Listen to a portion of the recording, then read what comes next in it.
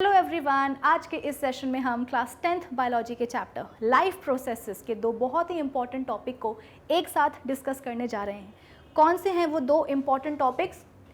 पहला होगा working of heart, दूसरा होगा ब्लड प्रेशर। यानी कि आज के इस सेशन में हम ये देखेंगे कि जो हमारा हार्ट है वो एग्जैक्टली काम कैसे करता है और फिर ये बीपी क्या होता है, ब्लड प्रेशर क्या होता है। सो आई होप कि इस सेशन का जो टारगेट है वो आप लोगों को क्लियर है। तो अब एक काम करते हैं, फटाफट से सेशन को स्टार्ट कर लेते हैं ना। So this is Vibhuti Khare, welcome to Magnet Brains, जहाँ पर आपको सभी चैप्टर्स के वीडियो लेक्चर्स मिलते हैं बिल्कुल फ्री ऑफ कॉस्ट। यानी कि मैग्नेट ब्रेन्स में आपको 2 चैप्टर्स पढ़ने के बाद किसी भी तरह का पेमेंट करने की या पैकेज परचेज करने की रिक्वायरमेंट बिल्कुल भी नहीं है, क्योंकि मैग्नेट ब्रेन्स आप सभी तक पहुँचा रहा है क्वालिटी एजुकेशन बिल्कुल फ्री ऑफ कॉस्ट। तो इसी अच्छी बात से हम स्टार्ट कर लेते हैं आज का हमारा ये सेशन, जहाँ पर हमें बात करनी है वर्किंग ऑफ हार्ट के ऊपर एंड ब्लड प्रेशर के ऊपर। ओके, तो आज के इस सेशन की कहानी हम शुरू करते हैं और सबसे पहले बात करते हैं वर्किंग ऑफ हार्ट की। देखो, ऐसा है कि प्रीवियस सेशन में मैंने आपको हार्ट का स्ट्रक्चर पूरा एक्सप्लेन कर दिया था। मैंने आपको बता दिया था कि भाई हमारे हार्ट में कितने चैम्बर्स होते हैं, कौन से चैम्बर में कौन सा ब्लड आता है, फिर उस चैम्बर से वो ब्लड कहाँ चला जाता है, कैसे चला जाता है, ये सारी बातें मैंने आपको समझा दी थी। अब एक काम करते हैं, आज के इस सेशन में हम सबसे पहले हार्ट का स्ट्रक्चर ही एक बार फटाफट से क्विकली रिवाइज कर लेते हैं, ताकि आज के इस सेशन की कहानी आपको बेहतर तरीके से समझ में आए, आपको एकदम से क्लियर हो जाए कि हमारा जो हार्ट है वो एग्जैक्टली काम कैसे करता है। ठीक है, तो चलो इस सेशन की शुरुआत हम करते हैं रिवीजन के साथ। तो चलो शुरू करते हैं रिवीजन। और रिवीजन के लिए मैं यहाँ पर सबसे पहले ड्रॉ कर देती हूँ एक हार्ट। ठीक है, रिवीजन के लिए यहाँ पर मैंने सबसे पहले ड्रॉ कर दिया है एक हार्ट, ताकि पिछले सेशन की सारी बातें आपको अच्छे से याद आ जाएं।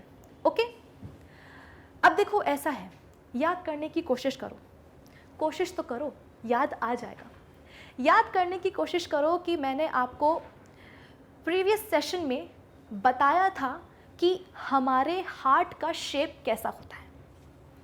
हमारे हार्ट का शेप होता है कोनिकल शेप। ठीक, साइज के बारे में क्या बताया था? क्लेंच्ड फिस्ट, यानी कि एक बंद मुट्ठी के बराबर रफली हमारे हार्ट का साइज होता है। फिर मैंने आपको ये भी बताया था कि हमारे हार्ट में होते हैं 4 चैम्बर्स। कितने चैम्बर्स? 4 चैम्बर्स। तो ज़रा मैं हार्ट के ये 4 चैम्बर्स ड्रॉ कर लेती हूँ, इसके बाद में मैं आपसे मिलती हूँ। कुछ इस तरीके से हम हार्ट के 4 चैम्बर्स ड्रॉ कर लेते हैं लाइक दिस। ठीक, तो हमारे हार्ट में 4 चैम्बर्स होते हैं, इसीलिए हमारा हार्ट क्या कहलाता है? 4 चैम्बर्ड हार्ट। 1 2 3 4। ठीक, दिखे हार्ट के 4 चैम्बर्स, 1 2 3 4। ऊपर के जो 2 चैम्बर्स हैं, ऊपर के जो 2 चैम्बर्स हैं, इन्हें हम बोलते हैं एट्रिया। क्या बोलते हैं? एट्रिया। एट्रिया प्लूरल है, सिंगुलर होता है एट्रियम। नीचे के 2 चैम्बर्स को हम बोलते हैं वेंट्रिकल्स। क्या बोलते हैं? वेंट्रिकल्स। ठीक है, तो ऊपर के 2 चैम्बर्स को हम क्या बोलेंगे? एट्रिया। नीचे के 2 चैम्बर्स को हम क्या बोलेंगे? वेंट्रिकल्स। ये है राइट एट्रियम, ये है राइट वेंट्रिकल, ये है लेफ्ट एट्रियम और ये है लेफ्ट वेंट्रिकल। ये राइट एट्रियम है, ये वाला चैम्बर राइट वेंट्रिकल है, ये चैम्बर लेफ्ट एट्रियम है और ये चैम्बर लेफ्ट वेंट्रिकल है। देखो ऐसा है कि ये हमारे हार्ट का लेफ्ट साइड है। ठीक, ये हमारे हार्ट का लेफ्ट साइड है और ये हमारे हार्ट का राइट साइड है। ठीक, हार्ट का ये लेफ्ट साइड है, हार्ट का ये राइट साइड है। देखो ऐसा है, ये हमारी बॉडी है ना। बॉडी का ये होता है लेफ्ट साइड और बॉडी का ये होता है राइट साइड। ये लेफ्ट साइड, ये राइट साइड, बीच में ऐसे हार्ट होता है, ठीक। तो बॉडी के लेफ्ट साइड में हार्ट का लेफ्ट साइड आता है और बॉडी के राइट साइड में हार्ट का राइट साइड आता है। ऐसा नहीं होता कि बॉडी का ये लेफ्ट साइड है, ये राइट साइड है, तो बॉडी के लेफ्ट साइड में हार्ट का राइट साइड आ रहा हो या बॉडी के राइट साइड में हार्ट का लेफ्ट साइड आ रहा हो, ऐसा नहीं होता है। ये हमारी बॉडी है, ठीक है, ये हमारे बॉडी का लेफ्ट साइड है, ये हमारे बॉडी का राइट साइड है, बीच में हार्ट होता है। तो बॉडी के लेफ्ट साइड में, बॉडी का जो लेफ्ट साइड है वहाँ पर हार्ट का लेफ्ट साइड आता है, ठीक है। ये हमारी बॉडी है, बॉडी का ये लेफ्ट साइड है, बॉडी का ये राइट साइड है, बीच में ऐसे हार्ट है। तो बॉडी का जो लेफ्ट साइड होता है वहाँ पर हार्ट का लेफ्ट साइड आता है और बॉडी का जो राइट साइड है, बॉडी का जो राइट साइड है यहाँ पर हार्ट का राइट साइड आता है, ठीक है। तो बॉडी के लेफ्ट साइड पर हार्ट का लेफ्ट साइड, बॉडी के लेफ्ट साइड पर हार्ट का लेफ्ट साइड, बॉडी के राइट साइड पर हार्ट का राइट साइड, ठीक। चलो अब शुरुआत हम करते हैं किसके साथ? राइट एट्रियम के साथ, ठीक है। राइट एट्रियम से हम शुरू करते हैं। थोड़ा सा छोटा लिखेंगे ताकि सब कुछ यहीं पर बन जाए। ओके, तो शुरुआत हम करते हैं राइट एट्रियम से। राइट एट्रियम में ब्लड आता है, कौन सा? तो डीऑक्सीजनेटेड ब्लड आता है। आई बात समझ में? शुरुआत हमने करी है राइट एट्रियम के साथ। राइट एट्रियम में ब्लड आता है, राइट एट्रियम में ब्लड आता है, लेकिन कौन सा? Deoxygenated blood. ये लेकर के कौन आता है ऐसा ब्लड राइट एट्रियम में? तो दो मेजर वेन्स। कौन? दो मेजर वेन्स। और इन दोनों ही मेजर वेन्स के नाम भी मैंने आपको बताए थे। ये है सुपीरियर वेना केवा, ठीक। और ये है, इतना मोटा क्यों चल रहा है ये, और ये है इंफीरियर वेना केवा, ठीक। तो हमने शुरुआत कहाँ से करी? हमने शुरुआत करी है राइट एट्रियम से, जिसमें कि आता है डीऑक्सीजनेटेड ब्लड। कौन लेकर के आता है ऐसा ब्लड राइट एट्रियम में? तो दो मेजर वेन्स। इनके नाम क्या क्या है? ये है सुपीरियर वेना केवा और ये है इंफीरियर वेना केवा। जो सुपीरियर वेना केवा है ये बॉडी के अपर पार्ट्स से डीऑक्सीजनेटेड ब्लड लेकर के आती है राइट एट्रियम तक, ठीक है। जो सुपीरियर वेना केवा है ये बॉडी के अपर पार्ट्स जैसे कि हेड, नेक, अपर आर्म्स, ठीक है ना, चेस्ट का अपर वाला पोर्शन। तो ये सुपीरियर वेना केवा बॉडी के अपर पार्ट्स से डीऑक्सीजनेटेड ब्लड ले करके आती है और डाल देती है कहाँ? राइट एट्रियम में। बॉडी के अपर पार्ट्स बोले तो हेड, नेक, दोनों आर्म्स, ठीक है, और चेस्ट का ऊपर वाला पोर्शन। तो सुपीरियर वेना केवा बॉडी के अपर पार्ट्स से डीऑक्सीजनेटेड ब्लड लेकर के आती है और डाल देती है राइट एट्रियम में। ये जो इंफीरियर वेना केवा है ये क्या करती है? बॉडी के लोअर पार्ट्स से ब्लड लेकर के आती है और डाल देती है राइट एट्रियम में, ठीक है। तो इंफीरियर वेना केवा क्या करती है? बॉडी के लोअर पार्ट्स से डीऑक्सीजनेटेड ब्लड लेकर के आती है और डाल देती है राइट एट्रियम में, ठीक है। तो कुल मिलाकर के जो राइट एट्रियम है यहाँ पर आ चुका है डीऑक्सीजनेटेड ब्लड पूरी बॉडी का, है ना, पूरी बॉडी का। फिर राइट एट्रियम से ये ब्लड कहाँ जाता है? राइट एट्रियम से ये ब्लड जाता है राइट वेंट्रिकल में। भाई राइट एट्रियम जो है इसके जस्ट नीचे कौन है? Right ventricle. तो यहाँ पर राइट एट्रियम में जो पूरी बॉडी का डीऑक्सीजनेटेड ब्लड आया है ये कहाँ जाता है? आगे राइट वेंट्रिकल में जाता है। कहाँ जाता है? राइट वेंट्रिकल में। ठीक है, यहाँ पर भी लिख ही दो ना, डीऑक्सीजनेटेड ब्लड अब कहाँ पहुँच गया है? राइट एट्रियम से राइट वेंट्रिकल में। मैंने आपको ये भी बताया था प्रीवियस सेशन में कि राइट एट्रियम और राइट वेंट्रिकल के बीच में एक वॉल्व होता है ना। राइट एट्रियम और राइट वेंट्रिकल के बीच में, यहाँ पर राइट एट्रियम और राइट वेंट्रिकल के बीच में यहाँ पर एक वॉल्व होता है जो कि ब्लड के बैक फ्लो को प्रिवेंट करता है। इस वॉल्व का नाम क्या है? कोई बता सकता है क्या? अरे राइट एट्रियम और राइट वेंट्रिकल के बीच में एक वॉल्व होता है यहाँ पर जो कि ब्लड के बैक फ्लो को प्रिवेंट करता है। बस आपको इस वॉल्व का नाम बताना है। एक्चुअली इस वॉल्व का नाम होता है ट्राइकस्पिड वॉल्व। ठीक है, ट्राइकस्पिड वॉल्व। नीचे लिखती हूँ, यहाँ पर आगे भी मुझे जगह चाहिए है।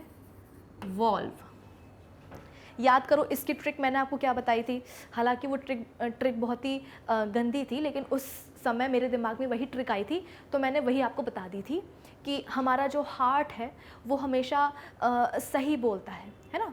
हम बोलते हैं ना कि यार हम तो दो रास्तों के बीच में उलझ गए हैं, हम तो दो रास्तों में फंस गए हैं कि हम यहाँ जाए या यहाँ जाए, कुछ दिमाग काम नहीं कर रहा है। तो लोग बोलते हैं कि जब दिमाग काम ना करे दिल की सुननी चाहिए, क्योंकि दिल जो है वो हमेशा सही बोलता है, दिल जो है वो राइट बोलता है। तो जब हम दिल की बात सुनते हैं, क्योंकि दिल की बात क्या होती है? राइट होती है। तो जब हम दिल की बात सुनते हैं तो हम एक रास्ते पर निकल पड़ते हैं और उस रास्ते पर आगे जाकर के पता चलता है कि हम और 3 रास्तों में उलझ गए हैं। 3 रास्तों में, 3 मतलब क्या? ट्राई मतलब क्या? ट्राइकस्पिड वॉल्व, है ना। तो हम हमेशा अपने दिल की बात सुनते हैं, क्योंकि दिल की बात कैसी होती है? सही होती है, राइट होती है। तो जब हम राइट में जाते हैं, तो हम 3 रास्तों में उलझ जाते हैं। 3 मतलब क्या? ट्राई से क्या होता है? ट्राइकस्पिड। तो जो आप बोल सकते हो कि हार्ट के राइट साइड में जो 2 चैम्बर्स हैं, अरे हार्ट के राइट साइड में जो 2 चैम्बर्स हैं, कौन कौन से? राइट एट्रियम और राइट वेंट्रिकल। इन दोनों के ही बीच में जो वॉल्व होता है उसे हम क्या बोलते हैं? Tricuspid valve. मुझे उस समय वही लॉजिक याद आया था तो मैंने आपको बता दिया था। ठीक है, तो राइट एट्रियम और राइट वेंट्रिकल के बीच में होता है एक वॉल्व यहाँ पर। ठीक है, राइट एट्रियम और राइट वेंट्रिकल के बीच में यहाँ पर एक वॉल्व होता है जिसका नाम होता है क्या? Tricuspid valve. ठीक है, तो ये खुल जाता है वॉल्व जिससे कि ब्लड जो है, कौन सा वाला? डीऑक्सीजनेटेड ब्लड, ये राइट एट्रियम से राइट वेंट्रिकल में आ जाता है। अब राइट वेंट्रिकल में ध्यान से सुनना, राइट वेंट्रिकल में डीऑक्सीजनेटेड ब्लड है, तो क्या ये जिंदगी भर राइट वेंट्रिकल में रहेगा? नहीं, राइट वेंट्रिकल से बाहर निकलेगा। और बाहर कैसे निकलेगा? बाहर निकल जाएगा पल्मोनरी आर्टरी के थ्रू। कैसे? पल्मोनरी आर्टरी के थ्रू। ये जो राइट वेंट्रिकल है ना, इसमें डीऑक्सीजनेटेड ब्लड आ चुका है राइट एट्रियम से, तो जिंदगी भर तो ये जो खून है वो उसी के अंदर नहीं रहेगा, बाहर भी निकलेगा। बाहर कैसे निकलता है? पल्मोनरी आर्टरी के थ्रू निकलता है। ये पल्मोनरी आर्टरी जो है ये राइट वेंट्रिकल के डीऑक्सीजनेटेड ब्लड को कहाँ लेकर के जाती है? लंग्स में लेकर के जाती है। कहाँ लेकर के जाती है? लंग्स में लेकर के जाती है। लंग्स के लेवल पर क्या होता है? इस ब्लड में ऑक्सीजन डाली जाती है, यानी कि ब्लड का ऑक्सीजनेशन हो जाता है। समझ में आ गई बात?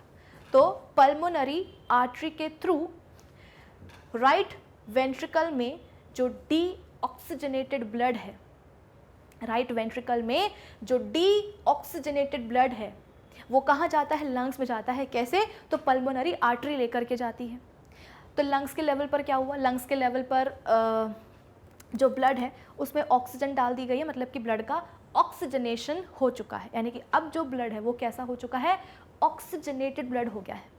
अब लंग्स से ये ऑक्सीजनेटेड ब्लड कहाँ पहुँचता है?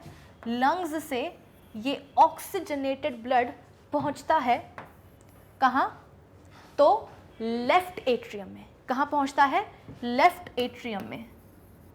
लेफ्ट, अच्छे से लिखती हूँ, लेफ्ट एट्रियम में। और लेकर के कौन जाता है?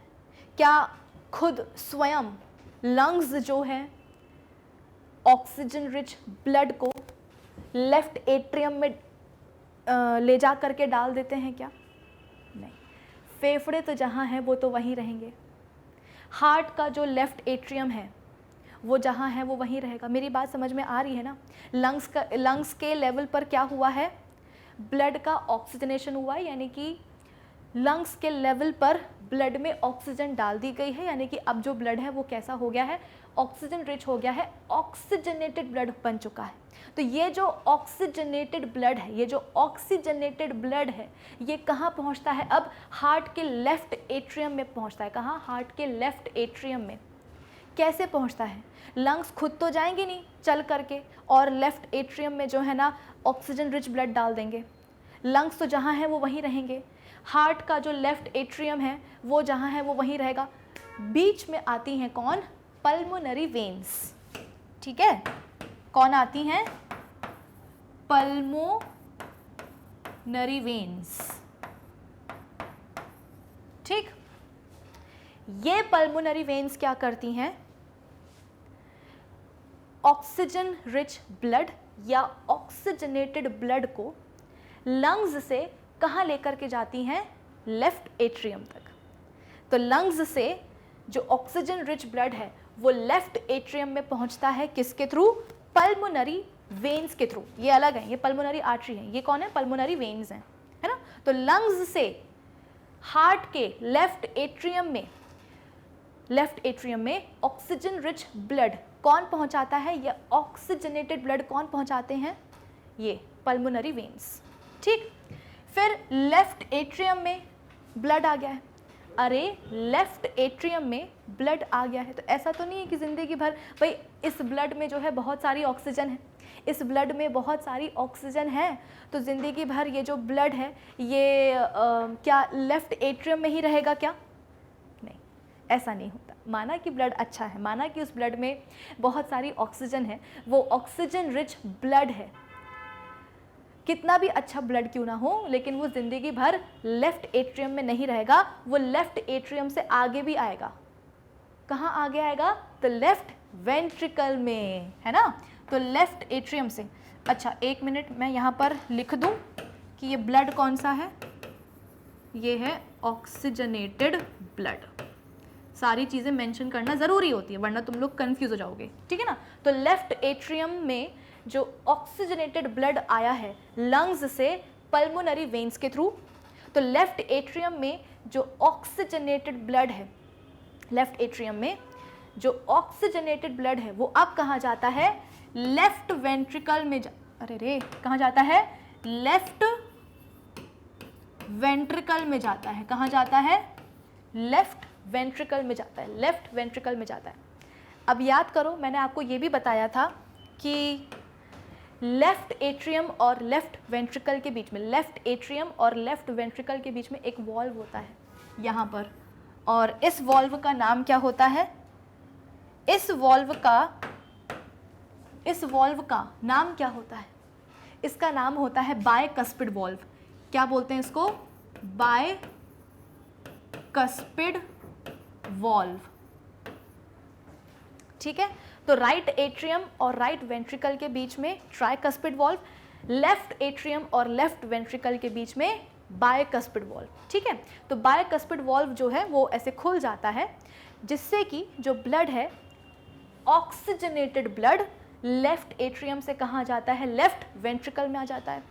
अब वही वाली बात है कि लेफ्ट वेंट्रिकल में ब्लड आ चुका है, भले ही वो ब्लड कैसा है, ऑक्सीजन रिच ब्लड है, तो ज़िंदगी भर जो ऑक्सीजन रिच ब्लड है वो लेफ्ट वेंट्रिकल में तो रहेगा नहीं, लेफ्ट वेंट्रिकल से आगे जाएगा। लेफ्ट वेंट्रिकल से आगे कहाँ जाएगा, तो भाई बॉडी में इतने सारे सेल्स हैं, वो क्या बस एवं ही हैं क्या, नहीं, हमारे पूरे बॉडी में इतने सारे सेल्स, इतने सारे टिश्यूज़ हैं, उन सभी को क्या चाहिए है, ऑक्सीजन रिच ब्लड चाहिए। भाई सब इंतज़ार में बैठे हैं कि हमको दो ऑक्सीजन वाला ब्लड, तब हम क्या करें, अपना काम आगे बढ़ाएं, ठीक है। तो लेफ्ट वेंट्रिकल में जो ऑक्सीजन रिच ब्लड आया है, अब वो कहाँ जाएगा, बॉडी के डिफरेंट पार्ट्स में जाएगा, बॉडी के डिफरेंट पार्ट्स में जाएगा। और कैसे जाएगा, किसके थ्रू जाएगा, फिर आती है लार्जेस्ट आर्टरी, जिसको हम बोलते हैं एओर्टा, एचोटा एओर्टा, ठीक है। तो लेफ्ट वेंट्रिकल से जो ऑक्सीजनेटेड ब्लड है, लेफ्ट वेंट्रिकल से जो ऑक्सीजनेटेड ब्लड है, उसको कहाँ जाना है, बॉडी के डिफरेंट पार्ट्स में जाकर के फैल जाना है, डिस्ट्रीब्यूट हो जाना है, किसके थ्रू, तो एओर्टा के थ्रू, जो कि क्या है, लार्जेस्ट आर्टरी है। तो कुछ इस तरीके से हमने अपने प्रीवियस सेशन में पढ़ा था कि हार्ट में टोटल कितने चैम्बर्स होते हैं, उन चैम्बर्स को हम बोलते क्या हैं, ठीक है ना, कौन से चैम्बर में कौन सा ब्लड आता है, कहाँ से आता है, फिर उस चैम्बर से वो ब्लड कहाँ चला जाता है, कैसे चला जाता है, ये सारी बातें हमने अपने प्रीवियस सेशन में करी थी, ठीक है।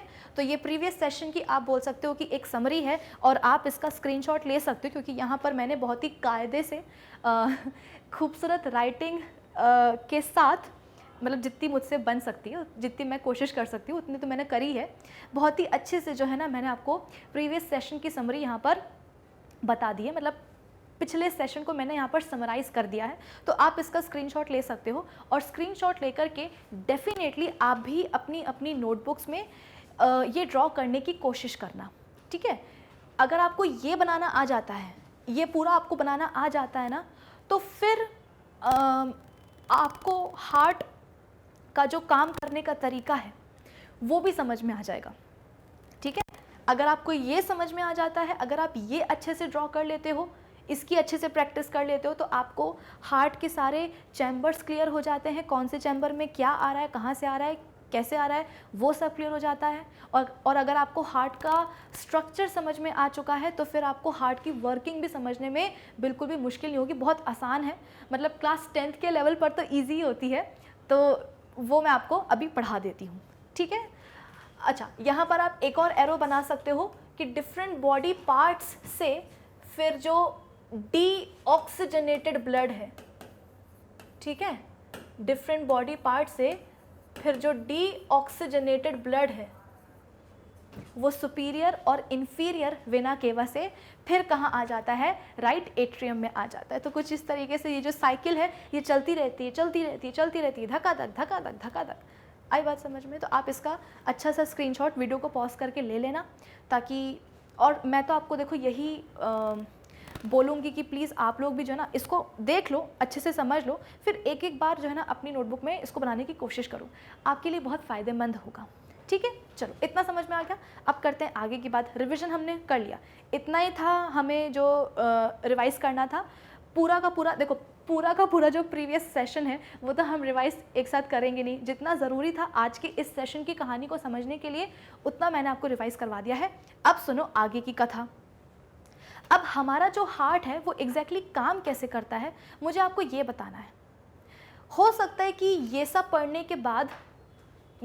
के बाद आप बोलो कि मैम हार्ट की जो वर्किंग है वो तो बहुत ही लड्डू है, बहुत ही हलवा है, हमको तो मतलब ये पढ़ के ही हमें समझ में आ गया कि जो हमारा हार्ट है वो एग्जैक्टली काम कैसे करता है ना। ये पूरा पढ़ने के बाद हो सकता है कि कुछ बच्चों के दिमाग में ऐसा आए कि मैम एक काम करो, रहने दो, हमें तो जो है ना इतना पढ़ के ही समझ में आ गया है कि हार्ट किस तरह से काम करेगा, बहुत ही लड्डू है है ना, बहुत ही लड्डू सी चीज़ है, बहुत ही हलवा सा ये कॉन्सेप्ट है, हमें समझ में आ गया, रहने दो, हमें सब समझ में आ गया। जबकि ऐसा नहीं है, बीच में आपको मेरी हेल्प चाहिए रहेगी, ठीक है। तो मैं आपको बता देती हूँ कि एग्जैक्टली कैसे हमारा जो हार्ट है वो काम करता है। देखो, हो सकता है कि आपको ऐसा लगे कि मैम ये चीज़ ईजी क्यों है, क्योंकि राइट एट्रियम में ब्लड आया, फिर वो गया राइट वेंट्रिकल में ना, शुरुआत कहाँ से हो रही है, राइट एट्रियम से हो रही है, तो राइट एट्रियम में ब्लड आया, कौन सा, डी ऑक्सीजनेटेड, फिर वो कहाँ गया, राइट वेंट्रिकल में गया, राइट वेंट्रिकल से फिर वो ब्लड कहाँ गया, लंग्स में गया, लंग्स में जो है ना ब्लड में ऑक्सीजन डाली गई, फिर वो जो ऑक्सीजन रिच ब्लड है वो कहाँ आया, लेफ्ट एट्रियम में आया, लेफ्ट एट्रियम से फिर वो ब्लड कहाँ गया, लेफ्ट वेंट्रिकल में गया, फिर लेफ्ट वेंट्रिकल से क्या हुआ, पूरी बॉडी में फैल गया। बस यही तो हुआ हार्ट की वर्किंग। जबकि ऐसा मतलब ये होता तो है, लेकिन एग्जैक्टली ऐसा नहीं होता है। एग्जैक्टली क्या होता है वो मैं आपको बताती हूँ, सुनो। शुरुआत हम करते हैं एक ऐसी स्टेज से जहाँ पर हमारे हार्ट के चारों ही चैम्बर्स रिलैक्स करते हैं। शुरुआत हमने करी है एक ऐसी स्टेज से जहाँ पर हमारे हार्ट के चारों ही चैम्बर्स क्या करते हैं, रिलैक्स्ड स्टेट में होते हैं, ठीक है। तो यहाँ पर एक बार मैं फिर से थोड़ा सा हार्ट ड्रॉ कर लेती हूँ, ठीक है, और फटाफट से इसके चैम्बर्स भी बना लेती हूँ। 1 मिनट ज़रा मुझे देना, तो मैं यहाँ पर सारे चैम्बर्स बना लूँ, ठीक है, फिर आपसे मैं बात करती हूँ। ओके, तो ये एक ऐसी स्टेज है जहाँ पर हार्ट के जो चारों चैम्बर्स हैं वो क्या कर रहे हैं, एकदम रिलैक्स कर रहे हैं, गोवा में है सबके सब, ठीक है। तो ऑल 4 चैम्बर्स यहाँ पर कैसे हैं, चैम्बर्स कैसे हैं, रिलैक्स्ड स्टेट में हैं। ये बहुत इंपॉर्टेंट है बताना, ऐसा नहीं है कि मेरा मन कर रहा है इसलिए मैं बताती जा रही हूँ, नहीं, ये एनसीईआरटी में भी लिखा हुआ है कि हमने स्टार्ट उस स्टेज से किया है जहाँ पर चारों चैम्बर्स कैसे हैं, रिलैक्स्ड स्टेट में हैं, यानी कि चारों ही चैम्बर्स क्या कर रहे हैं, रिलैक्स कर रहे हैं। इस बीच क्या होता है कि दोनों ही एट्रिया में ब्लड आता है एक साथ साइमल्टेनियसली। आप बोलोगे कि मैम दोनों एट्रिया में एक साथ ब्लड आता है, यस, सही सुना आपने, सही बोला मैंने और सही समझा आपने। समझो इस बात को कि दोनों ही हमने एक ऐसी स्टेज से स्टार्ट किया है जहाँ पर हार्ट के चारों ही चैम्बर्स कैसे हैं, रिलैक्स्ड स्टेट में हैं, और इसी स्टेज में दोनों ही एट्रिया में ब्लड आता है एक साथ साइमल्टेनियसली।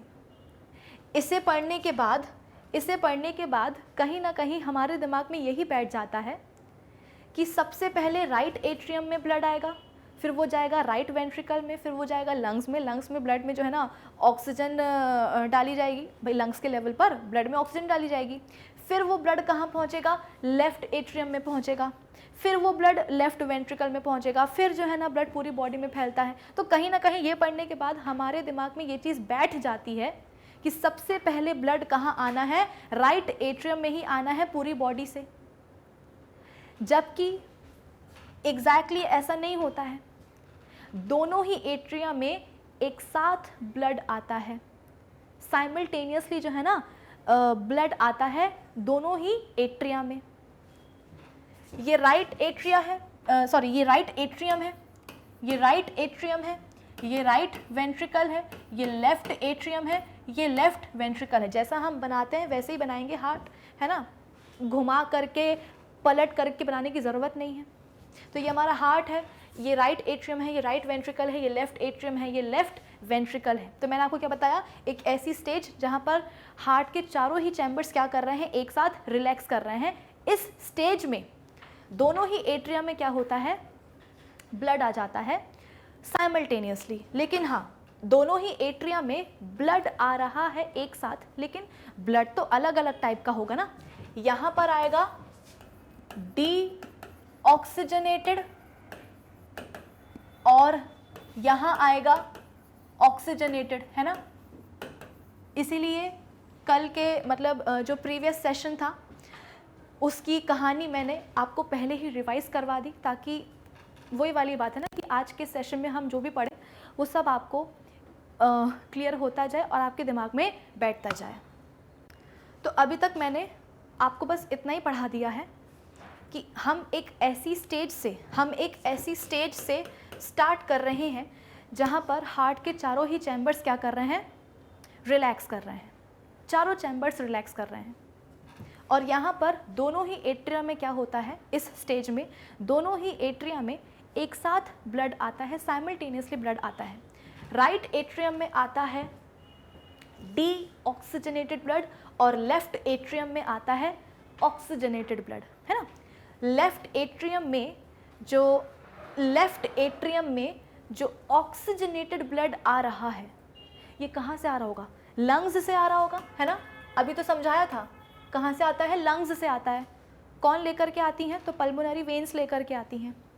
और राइट एट्रियम में जो ब्लड आ रहा है, कौन सा, डीऑक्सीजनेटेड, उस ब्लड को कौन लेकर के आ रही होती है, दो major veins, vena cava, superior vena cava and inferior vena cava, है ना। तो यहाँ पर कौन लेकर के आएगा, अरे ये फिर मोटा चलने लगा, टू वेना केवा, ठीक, इतना क्लियर हुआ, है ना। तो लेफ्ट एट्रियम में ब्लड आया ऑक्सीजन रिच, कहाँ से, लंग्स से। राइट एट्रियम में ब्लड आया डीऑक्सीजनेटेड, कहाँ से, पूरी बॉडी से। कौन लेकर के आया, तो दो major veins, superior vena cava and inferior vena cava, ठीक है। अब क्या होगा, अब होगी एट्रिया की फिलिंग। भाई दोनों ही एट्रिया में साइमल्टेनियसली ब्लड आ रहा है, तो दोनों ही जो एट्रिया होंगे वो भरेंगे ना। अब क्या होगा, ब्लड की फिलिंग होगी, मतलब उनकी फिलिंग होगी ब्लड से। ब्लड जो है इनमें भरेगा आकर के कुछ इस तरीके से, है कि नहीं। ब्लड भरता जाएगा मतलब ब्लड से ये भरते जाएंगे। ब्लड आकर के गिर रहा है इन दोनों ही एट्रिया में, तो जाहिर सी बात है ना, दोनों ही एट्रिया क्या होंगे, ब्लड से भरते जाएंगे। ये वाला भी भर रहा है और ये वाला भी भर रहा है, तो सीधी सी बात है, एक ऐसी स्टेज जहाँ पर सारे ही चैम्बर्स हार्ट के क्या कर रहे हैं, चारों ही चैम्बर्स क्या कर रहे हैं, हार्ट के रिलैक्स कर रहे हैं। इस स्टेज में, इसी स्टेज में दोनों ही एट्रिया में साइमल्टेनियसली ब्लड आता है, इसमें ऑक्सीजन वाला, इसमें बिना ऑक्सीजन वाला। अब जब दोनों ही एट्रिया में ब्लड आकर के गिर रहा है, तो जाहिर सी बात है दोनों ही एट्रिया अब क्या होंगे, ब्लड से भरते जाएंगे। अब एक ऐसा पॉइंट आएगा जहाँ पर दोनों ही एट्रिया भर जाएंगे ब्लड से। एक ऐसा पॉइंट आएगा जहाँ पर दोनों ही एट्रिया ब्लड से भर जाएंगे। लेफ्ट एट्रियम भर जाएगा ऑक्सीजनेटेड ब्लड से एंड राइट एट्रियम भर जाएगा डीऑक्सीजनेटेड ब्लड से। इससे क्या होगा, प्रेशर काफ़ी बढ़ जाएगा दोनों ही एट्रियम में। भाई एक बलून है, उसमें आप पानी भरते जा रहे हो। जब बलून पूरा भर जाएगा तो उसके अंदर प्रेशर बहुत ज़्यादा हो जाएगा कि नहीं हो जाएगा। तो यहाँ पर भी ऐसे ही हो रहा है कि जो दोनों एट्रिया हैं उनमें ब्लड आता जा रहा है, ब्लड आता जा रहा है दोनों ही एट्रिया में, दोनों ही एट्रिया भरते जा रहे हैं, ब्लड से भरते जा रहे हैं। एक ऐसा पॉइंट आएगा जहाँ पर दोनों ही एट्रिया कंप्लीटली भर जाएंगे। उस समय अंदर प्रेशर बहुत ज़्यादा होगा। फिर क्या होगा, जब दोनों ही एट्रिया कंप्लीटली भर जाएंगे रिस्पेक्टिव ब्लड्स से, और जो है ना प्रेशर अंदर बहुत ज़्यादा हो जाएगा, फिर इसके बाद में अब दोनों ही एट्रिया की जो दीवारें हैं अब वो क्या करेंगी, कॉन्ट्रैक्ट करेंगी। अभी तक तो सारे चैम्बर्स कैसे थे, रिलैक्स्ड थे, लेकिन जैसे ही मतलब इसी स्टेज में जो दोनों एट्रिया हैं उनमें ब्लड आता जा रहा था, उनमें ब्लड की फिलिंग होती जा रही थी। एक ऐसा पॉइंट आया कि दोनों ही जो एट्रिया हैं, एक ऐसा पॉइंट आया जिसमें कि दोनों ही एट्रिया रिस्पेक्टिव ब्लड से भर चुके हैं, अंदर प्रेशर बहुत ज़्यादा बढ़ चुका है। इसीलिए अब क्या होगा, दोनों ही एट्रिया की जो वॉल्स हैं वो क्या करेंगी, अब कॉन्ट्रैक्ट करेंगी। और जहाँ एट्रिया की वॉल्स कॉन्ट्रैक्ट करेंगी, जो ब्लड है वो नीचे खिसक आएगा, यानी कि रिस्पेक्टिव वेंट्रिकल्स में फिर ब्लड की एंट्री हो जाएगी, है ना। जैसे कि ये लेफ्ट एट्रियम है, लेफ्ट एट्रियम की जो दीवार है वो जैसे ही क्या करेगी, कॉन्ट्रैक्ट करेगी, है ना। लेफ्ट एट्रियम की जो वॉल है, लेफ्ट एट्रियम की जो वॉल है वो जैसे ही कॉन्ट्रैक्ट करेगी तो फुचुक करके ब्लड कहाँ आ जाएगा, लेफ्ट वेंट्रिकल में। राइट एट्रियम की जो वॉल है वो जैसे कॉन्ट्रैक्ट करेगी तो फुचुक करके ब्लड कहाँ आ जाएगा, राइट वेंट्रिकल में आ जाएगा। तो एक काम करते हैं, इसको भी मैं आपको ड्रॉ करके बता ही देती हूँ। सबसे पहले हार्ट बड़ा बन गया, छोटा बनाते हैं, ठीक है। सबसे पहले यहाँ पर मैं एक हार्ट ड्रॉ कर लेती हूँ, चैम्बर्स बना लेती हूँ, चैम्बर्स, ओके, कुछ इस तरीके से। हाँ, ये क्या है, ये है right atrium, right ventricle, left atrium और लेफ्ट वेंट्रिकल। कॉन्ट्रैक्शन अब हो गया है। यहाँ पे मैं लिख देती हूँ कि जो एट्रियल वॉल्स हैं, एट्रिया, दोनों ही atria, left and right atria, left atrium और राइट एट्रियम, दोनों ही एट्रिया की जो वॉल्स हैं वो क्या कर रही हैं, अब कॉन्ट्रैक्ट कर रही हैं। क्या करती हैं, कॉन्ट्रैक्ट करती हैं, जिससे कि जो ब्लड है अब कहाँ आने लगा, अब जो ब्लड है वो वेंट्रिकल्स में आने लगा है। ये देखो, पहले तो इस स्टेज में जब चारों ही चैम्बर्स कैसे थे, रिलैक्स्ड स्टेट में थे, सिर्फ एट्रिया में आप बोल सकते हो कि दोनों ही जो एट्रिया हैं भाई, इस स्टेज में जब चारों ही चैम्बर्स कैसे थे, रिलैक्स्ड स्टेट में थे, तो इस स्टेज में दोनों ही एट्रिया के अंदर ब्लड की फिलिंग हो रही थी, यहाँ पर ऑक्सीजन वाला, यहाँ पर बिना ऑक्सीजन वाला। जब दोनों ही एट्रिया, एक पॉइंट ऐसा आया जब दोनों ही एट्रिया भर गए अच्छी तरीके से ब्लड से, उस समय उनके अंदर जो प्रेशर है वो बहुत बढ़ गया, दोनों ही एट्रिया के अंदर प्रेशर जो है वो बहुत बढ़ गया। उस समय क्या हुआ, उस पॉइंट पर क्या हुआ, अब दोनों ही एट्रिया की जो वॉल्स हैं वो क्या करती हैं, कॉन्ट्रैक्ट करती हैं। दोनों ही एट्रिया की जो वॉल्स हैं, जो एट्रियल वॉल्स हैं वो क्या करती हैं, कॉन्ट्रैक्ट करती हैं। राइट एट्रियम की दीवार कॉन्ट्रैक्ट करेगी तो फुचुक करके ब्लड कहाँ आ जाएगा, राइट वेंट्रिकल में। लेफ्ट एट्रियम की वॉल कॉन्ट्रैक्ट करेगी तो फुचुक करके ब्लड कहाँ आ जाएगा, लेफ्ट वेंट्रिकल में आ जाएगा। इतना समझ में आया। तो अब देखो यहाँ पर क्या हुआ, वेंट्रिकल्स की जो फिलिंग है, वेंट्रिकल्स की जो फिलिंग है वो स्टार्ट हो गई। यहाँ पर तो केवल एट्रिया की जो है ना फिलिंग हो रही थी, लिख देती हूँ, यहाँ पर एट्रिया की फिलिंग हो रही थी। अब जैसे ही एट्रियल वॉल्स में आप बोल सकते हो कि कॉन्ट्रैक्शन होता है, तो अब वेंट्रिकल्स की जो फिलिंग है वो शुरू हो जाती है, ठीक है। तो अब क्या हुआ, तीसरी स्टेज क्या बनी, तीसरी स्टेज क्या बनी, एक मिनट, फिर से यहाँ पर मैं थोड़े से चैम्बर्स बना लेती हूँ तो आपको क्लियर हो जाएगा, ठीक है ना। ये लेफ्ट, अरे अरे ये तो लेफ्ट राइट एट्रियम है, ये राइट वेंट्रिकल है, ये लेफ्ट एट्रियम है और ये लेफ्ट वेंट्रिकल है। तो अब जो ब्लड है, अब जो ब्लड है वो फाइनली कहाँ जाता है, अब जो ब्लड है वो फाइनली आ जाता है राइट वेंट्रिकल और लेफ्ट वेंट्रिकल्स में, ठीक है। अल्टीमेटली जो ब्लड है, जो ब्लड है वो कहाँ आ जाता है, नीचे वाले चैम्बर्स में आ जाता है, राइट वेंट्रिकल में आ जाता है और लेफ्ट वेंट्रिकल में आ जाता है। यहाँ पर वेंट्रिकल्स की फिलिंग जो है वो शुरू हो चुकी थी।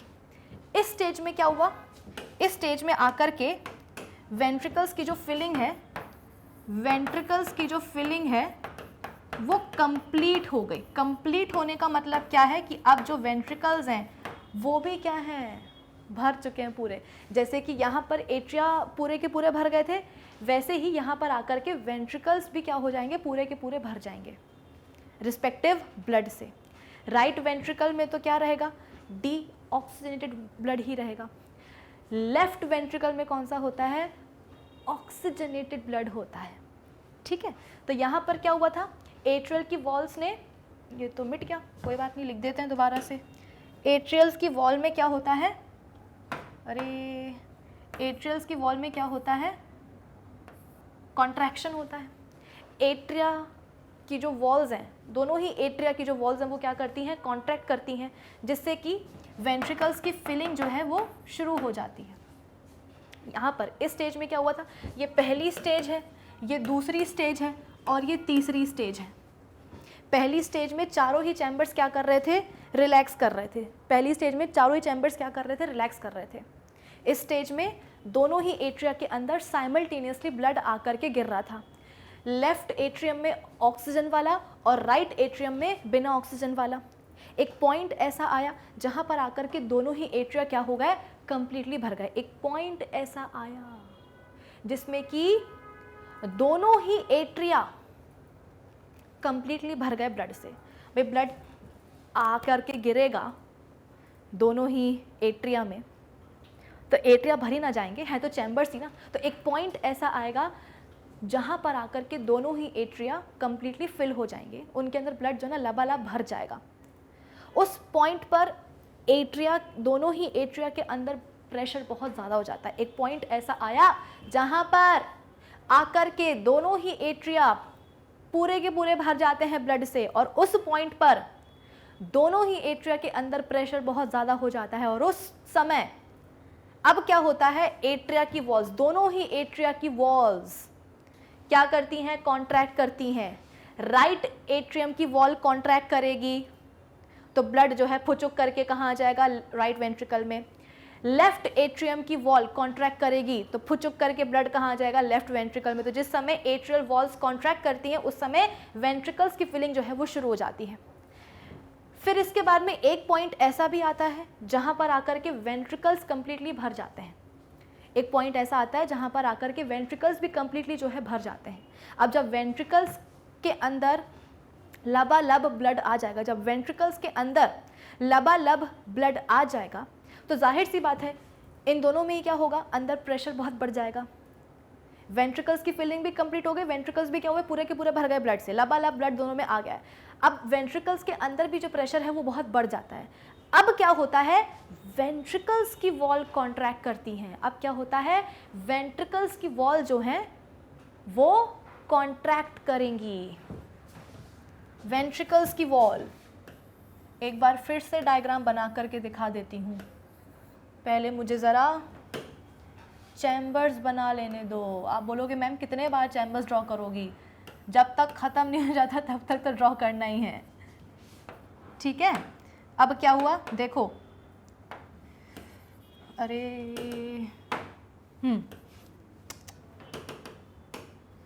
अरे क्या हुआ जा रहा है, रुको। अब देखो, इसको भी थोड़ा सा नीचे से बनाना चाहिए।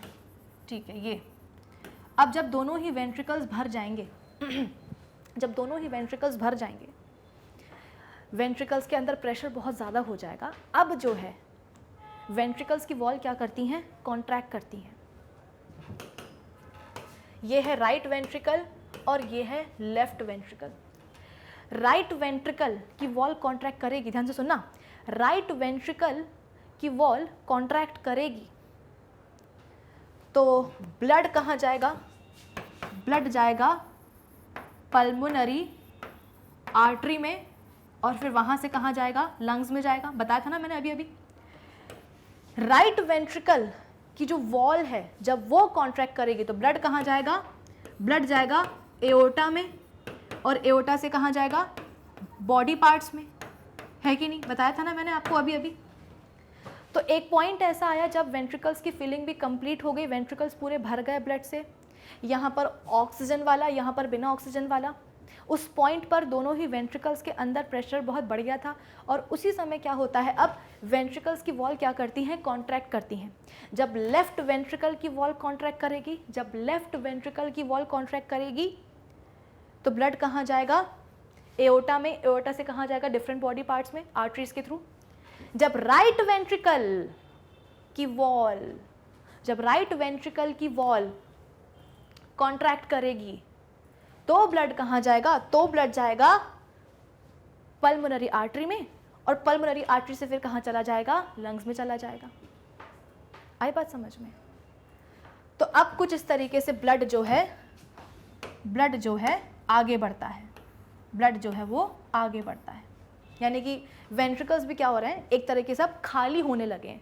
अरे यार, ब्लड जो है एओर्टा में जाएगा लेफ्ट वेंट्रिकल से, तो लेफ्ट वेंट्रिकल खाली ना हो जाएगा। देखो इसलिए यहाँ पर मैंने इतने इतने इनको खाली रखे हैं ताकि आपको ये समझ में आ जाए कि जैसे ही यहाँ पर ये फोर्थ स्टेज है, ये फोर्थ स्टेज है, यहाँ पर क्या हुआ, यहाँ पर क्या हुआ, अरे यहाँ पर क्या हुआ कि वेंट्रिकल्स की जो वॉल है, वेंट्रिकल्स की जो वॉल्स हैं, अब वो यहाँ पर क्या कर रही हैं, कॉन्ट्रैक्ट कर रही हैं। क्या कर रही हैं, कॉन्ट्रैक्ट कर रही हैं, जिसके कारण जो ब्लड है वो कहाँ जा रहा है, या तो एओर्टा में जा रहा है, लेफ्ट वेंट्रिकल से तो एओर्टा में जाएगा और राइट वेंट्रिकल से कहाँ जाएगा, पल्मोनरी आर्टरी में जाएगा। कहाँ जाएगा, पल्मोनरी आर्टरी में जाएगा।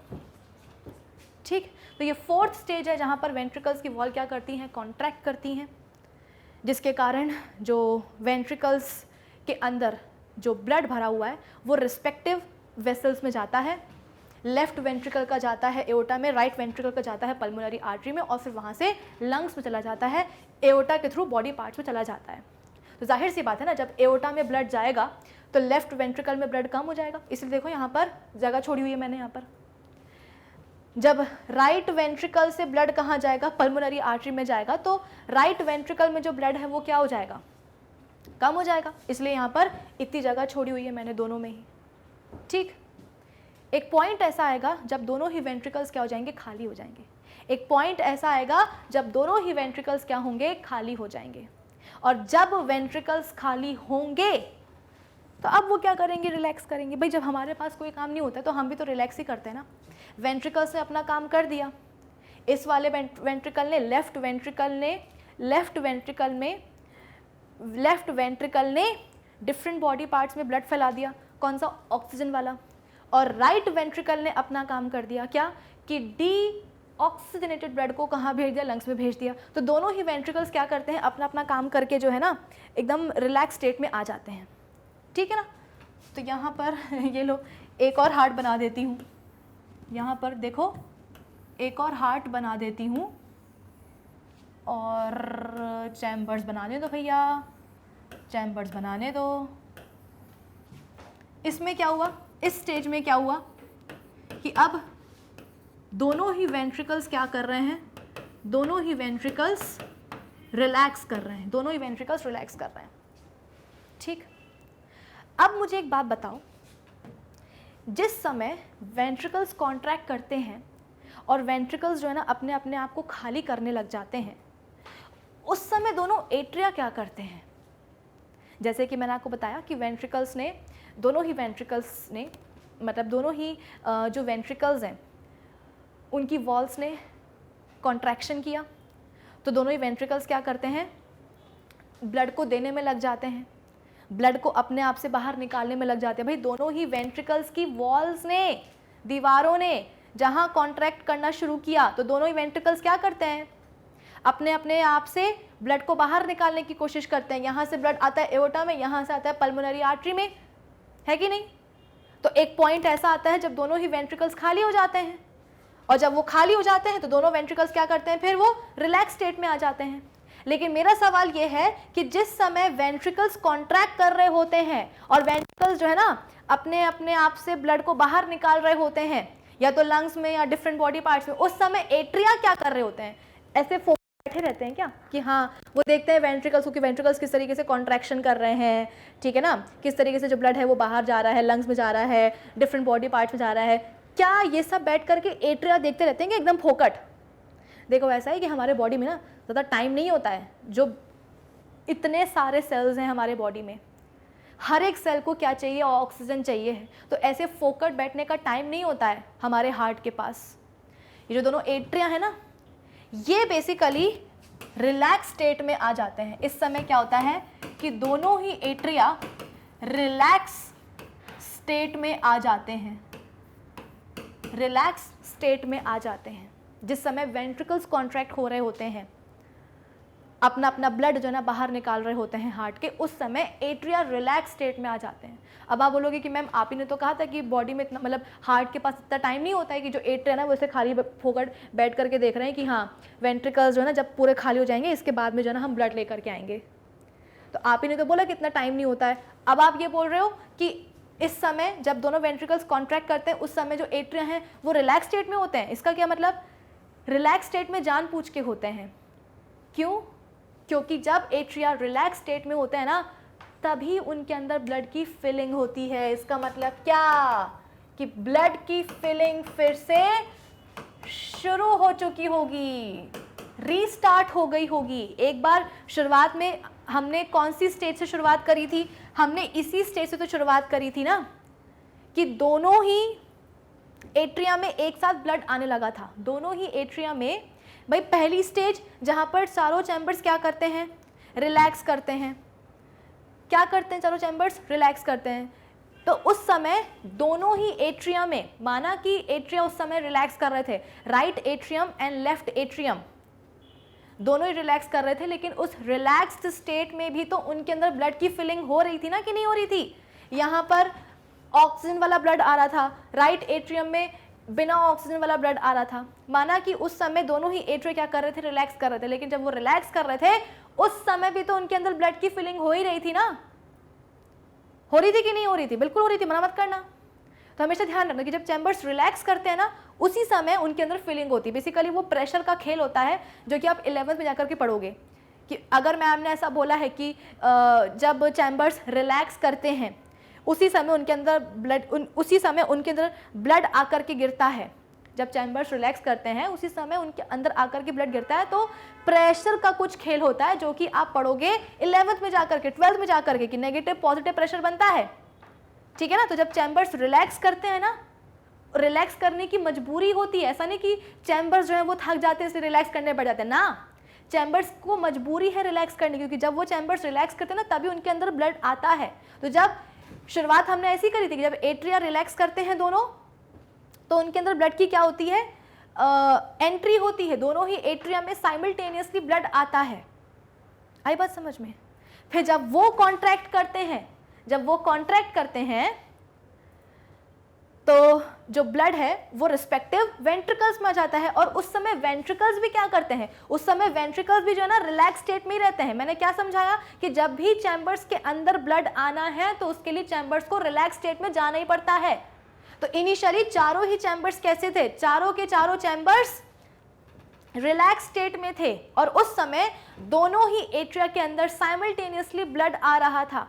एक ऐसा पॉइंट आता है जब दोनों एट्रिया भर जाते हैं ब्लड से, दोनों ही एट्रिया भर जाते हैं ब्लड से लबालब। उस समय दोनों ही एट्रिया के अंदर प्रेशर बहुत ही ज़्यादा डेवलप हो जाता है, राइट एट्रियम में भी और लेफ्ट एट्रियम में भी, जिसके कारण अब जो एट्रियल वॉल्स होती हैं वो क्या करती हैं, कॉन्ट्रैक्ट करती हैं। एट्रियल वॉल्स क्या करेंगी, कॉन्ट्रैक्ट करेंगी, जिसके कारण जो ब्लड है वो फुचुक करके लेफ्ट एट्रियम से लेफ्ट वेंट्रिकल में आ जाएगा और राइट एट्रियम से राइट वेंट्रिकल में आ जाएगा। और उस समय वेंट्रिकल्स क्या होते हैं, कॉन्ट्रैक्ट, वेंट्रिकल्स जो है वो रिलैक्स स्टेट में ही होते हैं। यहाँ पे लिख लो कि जो वेंट्रिकल्स हैं वो रिलैक्स्ड स्टेट में ही होंगे, वेंट्रिकल्स रिलैक्स स्टेट में ही होंगे। तो यहाँ पे आप देख सकते हो कि एट्रिया क्या कर रहे हैं, कॉन्ट्रैक्ट कर रहे हैं, एट्रियल वॉल्स क्या कर रही हैं, कॉन्ट्रैक्ट कर रही हैं, लेकिन जो वेंट्रिकल्स हैं वो कैसे हैं, रिलैक्स स्टेट में हैं। तभी उनके अंदर जो ब्लड है वो आना शुरू हो जाता है। फिर जो एट्रियल वॉल्स हैं उनने तो कॉन्ट्रैक्शन कर लिया, एट्रियल वॉल्स ने तो कॉन्ट्रैक्शन कर लिया, और उस कॉन्ट्रैक्शन से क्या हुआ, जो ब्लड है दोनों ही एट्रिया से कहाँ आ जाता है, वेंट्रिकल्स में जाता है। तो उस समय तो एट्रिया की जो वॉल्स हैं उनने अपना काम कर दिया, और जहाँ एट्रिया की वॉल्स ने अपना काम किया वो फिर से कहाँ आ जाती हैं, रिलैक्स स्टेट में आ जाती हैं। आई बात समझ में? आई बात समझ में कि जहाँ भाई जिसका जो काम होता है वो करने के बाद वो रिलैक्स स्टेज में आ जाता है। तो एट्रियल्स की वॉल ने क्या करा, कॉन्ट्रैक्शन किया था, जिससे कि जो ब्लड है वो वेंट्रिकल्स में आ गया था। अब जब ब्लड वेंट्रिकल्स में आ ही जाता है, ब्लड जब वेंट्रिकल्स में आ ही जाता है, तो उस समय एट्रिया की जो वॉल्स हैं उनने अपना काम खत्म कर दिया होता है। तो अब जो दोनों ही एट्रिया हैं वो फिर क्या हो जाते हैं, रिलैक्स्ड स्टेट में आ जाते हैं। दोनों ही एट्रिया क्या करते हैं, रिलैक्स स्टेट में आ जाते हैं। और जैसे ही रिलैक्स्ड स्टेट आई एट्रिया की, फिर से क्या होगा, ब्लड की जो फिलिंग है वो उनमें शुरू हो जाएगी। ऐसा नहीं होता कि हाँ एट्रिया से वेंट्रिकल्स में आ गया, वेंट्रिकल्स क्या कर रहे हैं, पूरी बॉडी से जो है, पूरी बॉडी में जो है ना, मतलब ब्लड एट्रिया से वेंट्रिकल्स में आ गया, वेंट्रिकल्स से अब जो है ना ब्लड बाहर जा रहा है बॉडी में, तब तक जो है ना एट्रिया खाली फोकट पड़े हुए हैं ना। जब वेंट्रिकल्स कॉन्ट्रैक्ट करते हैं, जब वेंट्रिकल्स से ब्लड हार्ट के बाहर जा रहा होता है, या तो लंग्स में या पूरी बॉडी में, डिफरेंट बॉडी पार्ट्स में, उस समय एट्रिया रिलैक्स स्टेट में ज़रूर आ जाते हैं, लेकिन उस समय उनके अंदर फिर से ब्लड की जो फिलिंग है वो क्या होती है, शुरू हो जाती है। फिर फाइनली आती है ये वाली स्टेज, जहां पर एक बार फिर से दोनों वेंट्रिकल्स ने भी अपना काम कर दिया, वेंट्रिकल्स ने भी जो ब्लड है वो हार्ट से बाहर निकाल दिया, या तो लंग्स में गया है या और बोल सकते हैं कि बॉडी पार्ट्स में गया है। अब दोनों ही वेंट्रिकल्स क्या करते हैं, रिलैक्स करते हैं, और दोनों ही एट्रिया भी क्या कर रहे होते हैं, इस समय रिलैक्स ही कर रहे होते हैं, और यहाँ पर इनके अंदर ब्लड की एंट्री हो रही होती है साइमल्टेनियसली। इसका मतलब क्या कि हम तो दोबारा से कहाँ पहुँच गए हैं, इसी वाली स्टेज के ऊपर तो पहुँच गए, दोबारा से हम इसी वाली स्टेज के ऊपर तो पहुँच गए। यहाँ पर भी तो यही हो रहा था कि चारों चैम्बर्स कैसे थे, चारों ही चैम्बर्स देखो, चारों चैम्बर्स कैसे थे, रिलैक्स्ड स्टेट में थे, और दोनों ही एट्रिया की क्या हो रही थी, फिलिंग हो रही थी साइमल्टेनियसली, एक साथ, साइमल्टेनियसली। आई बात समझ में? पता नहीं क्या हलवा बन गया है साइमल्टेनियसली की स्पेलिंग का, फिर से लिख देती हूँ, साइमल्टेनियसली। अभी भी हलवा ही बना है पर फिर भी खैर विजिबल तो है, ठीक है। तो हम तो दोबारा इसी स्टेज में आ गए थे। मेरी बात समझ में आ रही है ना? देखो मैंने आपको पूरा हार्ट किस तरीके से काम करता है वो समझाने की कोशिश की है। प्लीज़ थोड़ा सा दिमाग लगा करके, टाइम इन्वेस्ट करके थोड़ा सा समझो इस बात को। मुझे ऐसा लगता है कि एक बार आप इन सभी बातों को ध्यान से सुन लोगे ना तो आपको समझ में भी आ जाएगा। ऐसा नहीं है कि समझ में नहीं आ रहा है, कोशिश करो, समझ में आ जाएगा। सुनो मेरी बात एकदम ध्यान से। देखो हम स्टार्ट करते हैं फर्स्ट स्टेज से।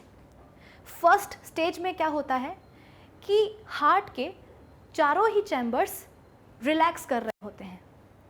फर्स्ट स्टेज में क्या होता है, हार्ट के चारों ही चैम्बर्स, दोनों एट्रिया एंड दोनों वेंट्रिकल्स रिलैक्स्ड स्टेट में होते हैं। मेरी बात समझ में आई कि फर्स्ट स्टेज में क्या होता है? फर्स्ट स्टेज में हार्ट के चारों ही चैम्बर्स रिलैक्स कर रहे होते हैं, दोनों एट्रिया एंड दोनों वेंट्रिकल्स रिलैक्स्ड स्टेट में होते हैं, ठीक।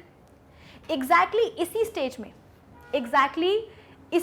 स्टेज में जब दो एट्रिया ऐसे रिलैक्स कर रहे होंगे, उनके अंदर ब्लड आना शुरू हो जाता है, वो भी एक साथ साइमल्टेनियसली। तो ये मत सोचना कि पहले राइट एट्रियम में ब्लड आता है फिर लेफ्ट एट्रियम में ब्लड आता है, ऐसा कुछ नहीं होता है। मेरी बात को एकदम ध्यान से सुनो और समझने की कोशिश करो। जब हम बात करते हैं फर्स्ट स्टेज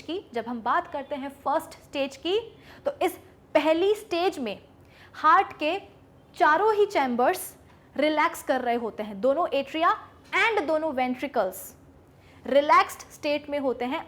और एग्जैक्टली इसी स्टेज में जब दो एट्रिया ऐसे रिलैक्स कर रहे होंगे, उनके अंदर ब्लड आना शुरू हो जाएगा, वो भी एक साथ साइमल्टेनियसली।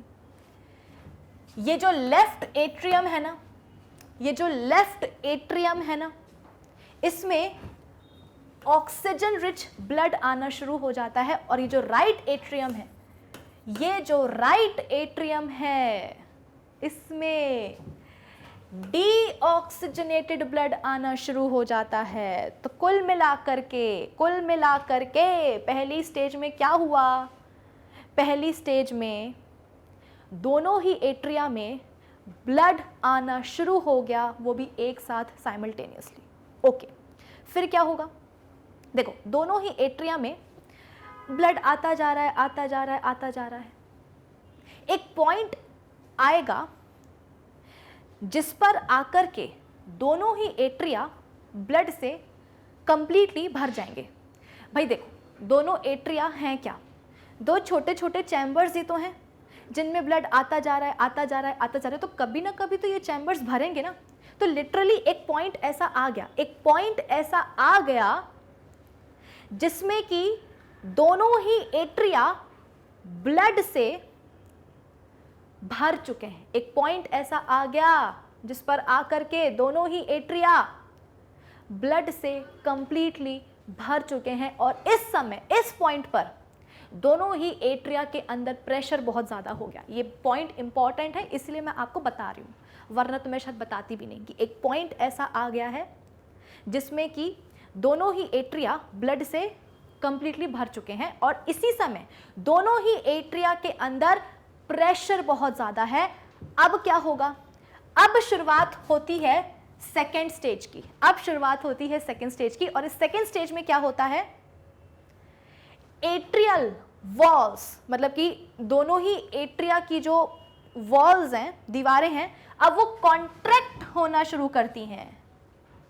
आई बात समझ में? कुछ पल्ले पड़ा कि एक पॉइंट तो ऐसा आ गया जिस पर दोनों ही एट्रिया ब्लड से कंप्लीटली भर चुके हैं। और मतलब और अब आप ये बोल सकते हो कि दोनों ही एट्रिया के अंदर प्रेशर बहुत ज़्यादा है। प्लीज़ मेरी बातों को ध्यान से समझना। स्टेज 1 हो गई। एक पॉइंट ऐसा आया जिस पर दोनों ही एट्रिया में, या आप बोल सकते हो कि एक पॉइंट ऐसा आया, एक पॉइंट ऐसा आया जिस पर दोनों ही एट्रिया ब्लड से कंप्लीटली भर जाते हैं और उस समय दोनों ही एट्रिया के अंदर प्रेशर बहुत ज़्यादा होता है। फिर शुरुआत होती है सेकेंड स्टेज की। सेकेंड स्टेज में होता क्या है कि अब दोनों ही एट्रिया की जो दीवारें हैं वो कॉन्ट्रैक्ट करना शुरू करती हैं। राइट एट्रियम, जो राइट एट्रियम है, इसकी वॉल कॉन्ट्रैक्ट करेगी। जो लेफ्ट एट्रियम है, इसकी भी वॉल कॉन्ट्रैक्ट करेगी। तो दिमाग लगाओ, जब लेफ्ट एट्रियम की वॉल कॉन्ट्रैक्ट करेगी, जब लेफ्ट एट्रियम की दीवार या वॉल कॉन्ट्रैक्ट करेगी, तो फुचुक करके ब्लड कहाँ आ जाएगा? लेफ्ट वेंट्रिकल में। जब राइट एट्रियम की वॉल कॉन्ट्रैक्ट करेगी, जब राइट एट्रियम की वॉल कॉन्ट्रैक्ट करेगी, तो फुचुक करके ब्लड कहाँ आ जाएगा? राइट वेंट्रिकल में आएगा कि नहीं आएगा? इस समय वेंट्रिकल्स कैसे हैं? वेंट्रिकल्स तो अभी भी गोवा में ही है। वेंट्रिकल्स तो अभी भी जो है ना रिलैक्स्ड स्टेट में ही है। स्टेज 1 में क्या बताया था मैंने आपको? स्टेज 1 में मैंने आपको यही तो बताया था। इसीलिए मैं बार बार बोल रही थी कि स्टेज 1 में क्या होता है? स्टेज 1 में हार्ट के चारों ही चैम्बर्स रिलैक्स्ड स्टेट में होते हैं, दोनों एट्रिया एंड दोनों वेंट्रिकल्स। आई बात समझ में?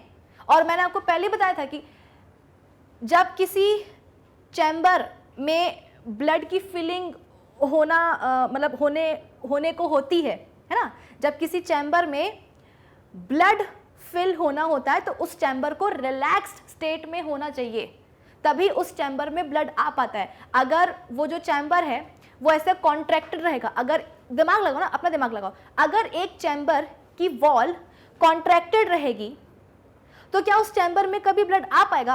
आ भी जाएगा तो थोड़ा सा आएगा, पूरा कहाँ आ पाएगा? आई बात समझ में? तो अगर एक चैम्बर में ब्लड आना है तो उस चैम्बर को रिलैक्स्ड रहना पड़ेगा। तो ये जो सेकेंड स्टेज आई है, सेकेंड स्टेज में हुआ क्या भाई? एक पॉइंट ऐसा आ गया था जिस पे आकर के दोनों ही जो एट्रिया थे वो ब्लड से भर चुके थे कंप्लीटली। एक पॉइंट ऐसा आ चुका था जिसमें कि दोनों ही एट्रिया ब्लड से कंप्लीटली भर चुके थे और उस समय दोनों ही एट्रिया के अंदर प्रेशर बहुत ज़्यादा था। फिर शुरुआत हुई सेकेंड स्टेज की। सेकेंड स्टेज में हुआ क्या कि अब एट्रियल वॉल्स कॉन्ट्रैक्ट करना शुरू करती हैं। लेफ्ट एट्रियम की दीवार भी कॉन्ट्रैक्ट करेगी और राइट एट्रियम की जो वॉल है, भाई लेफ्ट एट्रियम की भी वॉल कॉन्ट्रैक्ट करती है और राइट एट्रियम की जो वॉल है वो भी क्या करती है, कॉन्ट्रैक्ट करती है। आई बात समझ में? उस समय सेकेंड स्टेज में आप बोल सकते हो कि जो वेंट्रिकल्स हैं, सेकेंड स्टेज में आप बोल सकते हो कि जो वेंट्रिकल्स हैं वो क्या रहते हैं, अभी भी रिलैक्स्ड ही रहते हैं, वो तो अभी भी गोवा में ही है। एट्रिया ने तो फिर भी जो है ना आप बोल सकते हो कि कॉन्ट्रैक्ट करना शुरू कर दिया है। सेकेंड स्टेज में एट्रिया ने तो फिर भी कॉन्ट्रैक्ट करना शुरू कर दिया है। जो एट्रियल वॉल्स हैं वो क्या कर रही हैं, अब कॉन्ट्रैक्ट करने लग गई हैं सेकेंड स्टेज में, लेकिन वेंट्रिकल्स तो अभी भी कैसे हैं, रिलैक्स्ड स्टेट में ही हैं, जिसके कारण जब लेफ्ट एट्रियम की वॉल कॉन्ट्रैक्ट करेगी तो फुचुक करके ब्लड कहाँ जाएगा, लेफ्ट वेंट्रिकल में, और जब राइट एट्रियम की वॉल कॉन्ट्रैक्ट करेगी तो ब्लड कहाँ जाएगा, फुचुक करके राइट वेंट्रिकल में आ जाएगा। तो ये सेकेंड स्टेज में क्या हुआ, एट्रियल वॉल्स कॉन्ट्रैक्ट करती हैं, जिसके कारण वेंट्रिकल्स की जो ना फिलिंग शुरू हो जाती है। वेंट्रिकल्स कैसे होते हैं, रिलैक्स्ड स्टेट में होते हैं। आप यहाँ पर एक पॉइंट ये भी ऐड कर सकते हो कि इस सेकेंड स्टेज में जो दोनों एट्रिया हैं अब वो खाली होने लग जाते हैं। भाई एट्रिया में जो ब्लड है जब वो रिस्पेक्टिव वेंट्रिकल्स में जाने लगेगा तो एट्रिया अपने आप खाली ना होने लगेंगे, ठीक है। तो यहाँ पर एक पॉइंट आप ऐड कर सकते हो कि सेकेंड स्टेज में एट्रियल वॉल्स कॉन्ट्रैक्ट करती हैं। सेकेंड स्टेज में क्या हुआ, एट्रियल वॉल्स, दोनों ही एट्रिया की जो दीवारें हैं, वॉल्स हैं, वो कॉन्ट्रैक्ट करती हैं, जिससे कि जो ब्लड है वो अब कहाँ जाने लगता है, रिस्पेक्टिव वेंट्रिकल्स में जाने लगता है, और वेंट्रिकल्स जो हैं अभी भी कैसे हैं, रिलैक्स्ड स्टेट में ही हैं। फिर क्या होगा, हाँ, तो यहाँ पर मैंने आपको बताया कि आप तीसरा पॉइंट भी ऐड कर सकते हो कि भाई जो एट्रिया हैं, जो दोनों ही एट्रिया हैं, लेफ्ट एंड जो राइट एट्रियम है, दोनों जो एट्रिया हैं, इनकी आप बोल सकते हो कि ये एम्प्टी होने लगते हैं, एम्प्टी होने लगते हैं। ऑब्वियस सी बात है, जब वेंट्रिकल्स में ब्लड जाने लगेगा, देखो ना, ये देखो यहाँ पे तो पूरे भरे हुए थे, यहाँ पे पूरे भरे हुए थे, यहाँ देखो खाली हो गए ना थोड़े थोड़े से। ये क्यों हो रहे हैं खाली, क्योंकि इनका जो ब्लड है वो वेंट्रिकल्स में जाने लग गया है। तो यहाँ पर सेकेंड स्टेज में क्या हुआ, सेकेंड स्टेज में आप बोल सकते हो कि जो एट्रिया हैं, सेकेंड स्टेज में एट्रिया जो हैं वो खाली होने लगते हैं। सेकेंड स्टेज में जो एट्रिया हैं वो सबसे पहले तो वॉल्स में कॉन्ट्रैक्शन होगा। सेकेंड स्टेज में सबसे पहले एट्रियल वॉल्स में कॉन्ट्रैक्शन होगा, जिसके कारण अब जो ब्लड है जो कि एट्रिया में था वो रिस्पेक्टिव वेंट्रिकल्स में जो है जाने लगेगा। वेंट्रिकल्स अभी भी कैसे हैं, रिलैक्स्ड स्टेट में ही हैं। तो जैसे ही एट्रियल वॉल्स ऐसे कॉन्ट्रैक्ट करेंगी, लेफ्ट एट्रियम की दीवार कॉन्ट्रैक्ट करेगी तो ब्लड कहाँ आ जाएगा, लेफ्ट वेंट्रिकल में। राइट एट्रियम की वॉल कॉन्ट्रैक्ट करेगी तो ब्लड कहाँ आ जाएगा, राइट वेंट्रिकल में आ जाएगा। तो सेकेंड स्टेज में एट्रियल वॉल्स कॉन्ट्रैक्ट करती हैं, वेंट्रिकल्स अभी भी रिलैक्स स्टेट में होते हैं, जिसके कारण जो ब्लड है वो वेंट्रिकल्स में जाना शुरू हो जाता है, और जो एट्रिया हैं अब वो एम्प्टी होने लग जाते हैं। एक ऐसी स्टेज आती है, कौन सी, तीसरी स्टेज आ जाती है। अब एक तीसरी स्टेज आई है जिसमें कि जो एट्रिया है वो एम्प्टी हो चुके हैं, जो एट्रिया हैं वो एम्प्टी हो चुके हैं,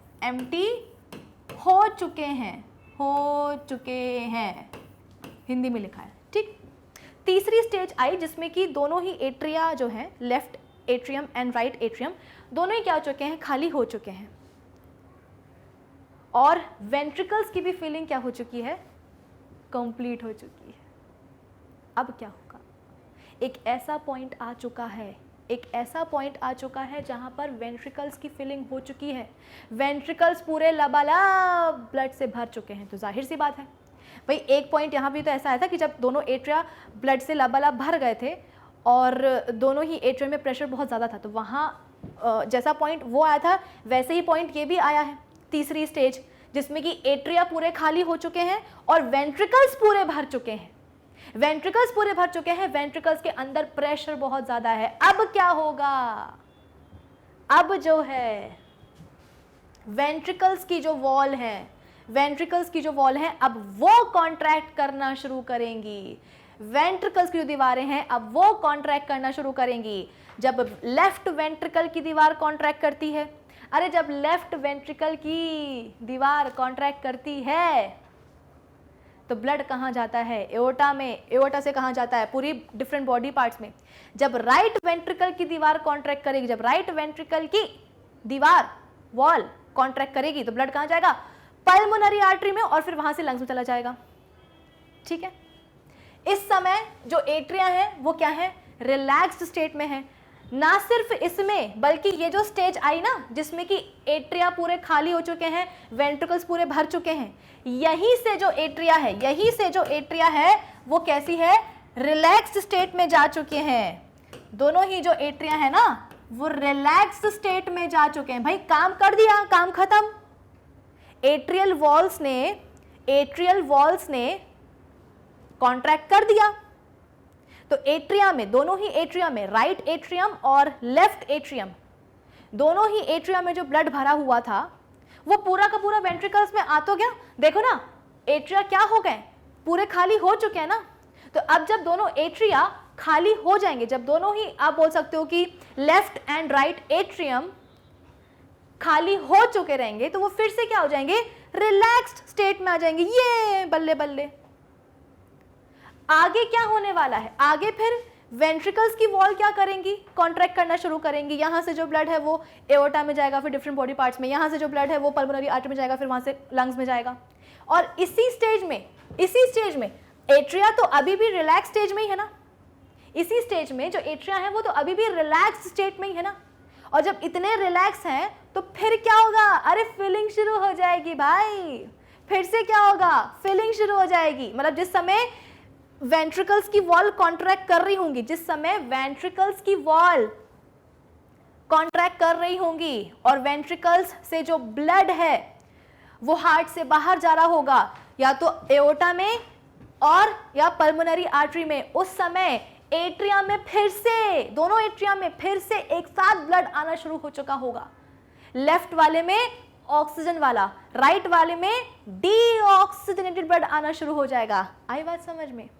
तो जिस समय वेंट्रिकल्स की वॉल क्या करती हैं? कॉन्ट्रैक्ट करती हैं, उस समय वेंट्रिकल्स से जो ब्लड है वो तो हार्ट के बाहर जाता है। एट द सेम टाइम उस समय एट्रिया रिलैक्स कर रहे होते हैं और उनमें ब्लड आना फिर से शुरू हो जाता है। फिर घूम फिर करके आ जाती है क्या? अपनी पहली स्टेज, जहां से हमने शुरू किया था ना, वापस हम वहीं लौट करके आ गए हैं कि वेंट्रिकल्स की वॉल ने भी अब तो क्या करा है? कॉन्ट्रैक्ट कर दिया है। वेंट्रिकल्स की वॉल ने भी क्या करा है? कॉन्ट्रैक्ट कर दिया है, जिसके कारण वेंट्रिकल्स में जो ब्लड भरा हुआ था अब वो हार्ट के बाहर निकल गया है, डिफरेंट बॉडी पार्ट्स में चला गया है और लंग्स में चला गया है। तो कुल मिलाकर के वेंट्रिकल्स की वॉल ने भी क्या कर दिया है?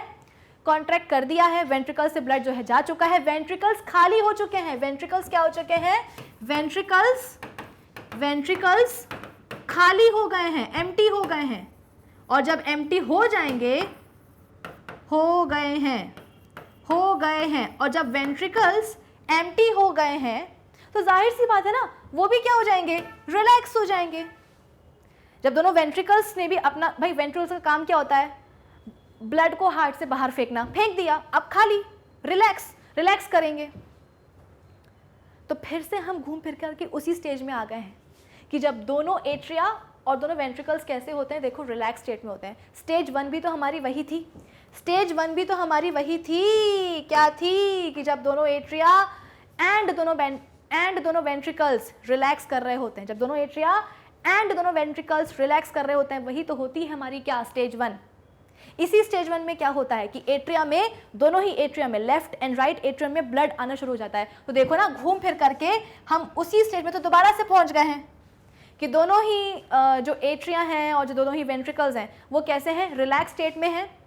और एट्रियम में आप देख सकते हो कि जो ब्लड है उसकी एंट्री शुरू हो चुकी है ना। तो घूम फिर करके हम उसी स्टेज में पहुंच गए हैं, फर्स्ट स्टेज में। साइकिल बन गई, इसी को हम क्या बोलते हैं? Cardiac cycle. 10th में ऐसा कोई टर्म आपके एनसीईआरटी बुक में नहीं है, लेकिन 11th में जाकर के पढ़ोगे। इसी को हम बोलते हैं क्या? Cardiac cycle. कि जहां से शुरू किया था वापस वहीं लौट करके आ गए हैं। दोबारा से जो है ना हम एक ऐसी स्टेज में आ गए हैं, हम फर्स्ट स्टेज में आ गए हैं जहां पर हार्ट के अगेन चारों चैम्बर्स क्या करते हैं, रिलैक्स करते हैं। हार्ट के चारों चैम्बर्स रिलैक्स करते हैं, दोनों एट्रिया एंड दोनों वेंट्रिकल्स। ठीक है, और इसी स्टेज में क्या होता है, दोनों एट्रिया में ब्लड आना फिर से एक साथ शुरू हो जाता है। ठीक है, अब देखो ऐसा है कि यहाँ पर कॉन्ट्रैक्ट होना, रिलैक्स होना अच्छा नहीं लगता ना, क्योंकि बायोलॉजी पढ़ रहे हैं। तो एक स्टेप हम और आगे जाते हैं और यहाँ पर कॉन्ट्रैक्शन को हम लिखते हैं रिलैक्स एंड कॉन्ट्रैक्शन। इन दोनों के लिए ही अलग अलग वर्ड्स हैं। रिलैक्स को हम बोलते हैं डायस्टोल और कॉन्ट्रैक्शन को हम बोलते हैं सिस्टोल।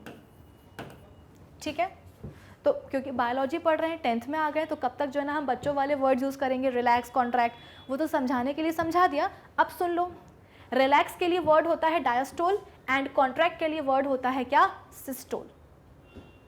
कॉन्ट्रैक्ट के लिए सिस्टोल और रिलैक्स के लिए डायस्टोल। मैम कैसे याद रखेंगे, देखो रिलैक्स का आर ऐसा बनता है ना, रिलैक्स का आर ऐसा बनता है, इसको अरे अरे अरे तो पूरा ही मिट गया, एक मिनट, अरे ये तो पूरा ही मिट गया। अच्छा चलो ऐसे बता देती हूँ, रिलैक्स का आर ऐसे बनता है ना, आर में से नीचे का ये माइनस कर दो तो देखो ये क्या बन जाएगा, डी बन जाएगा।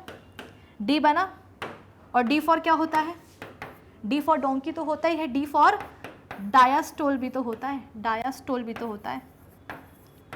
आई बात समझ में? तो आर से डी बनाओ, डी से क्या बनेगा, डायस्टोल। तो रिलैक्स के लिए वर्ड होता है डायस्टोल और कॉन्ट्रैक्ट के लिए वर्ड होता है क्या, सिस्टोल। ठीक है, अब एक बात बताओ, क्या यहाँ पर आपको जॉइंट डायस्टोल मिलेगा? जॉइंट डायस्टोल मतलब क्या, कि जब एट्रिया और वेंट्रिकल्स, जब एट्रिया और वेंट्रिकल्स दोनों एक साथ रिलैक्स कर रहे होंगे, जब दोनों एट्रिया एंड दोनों वेंट्रिकल्स साथ में रिलैक्स कर रहे होंगे, तो उसे हम क्या बोलेंगे, जॉइंट डायस्टोल। क्या बोलेंगे, जॉइंट डायस्टोल।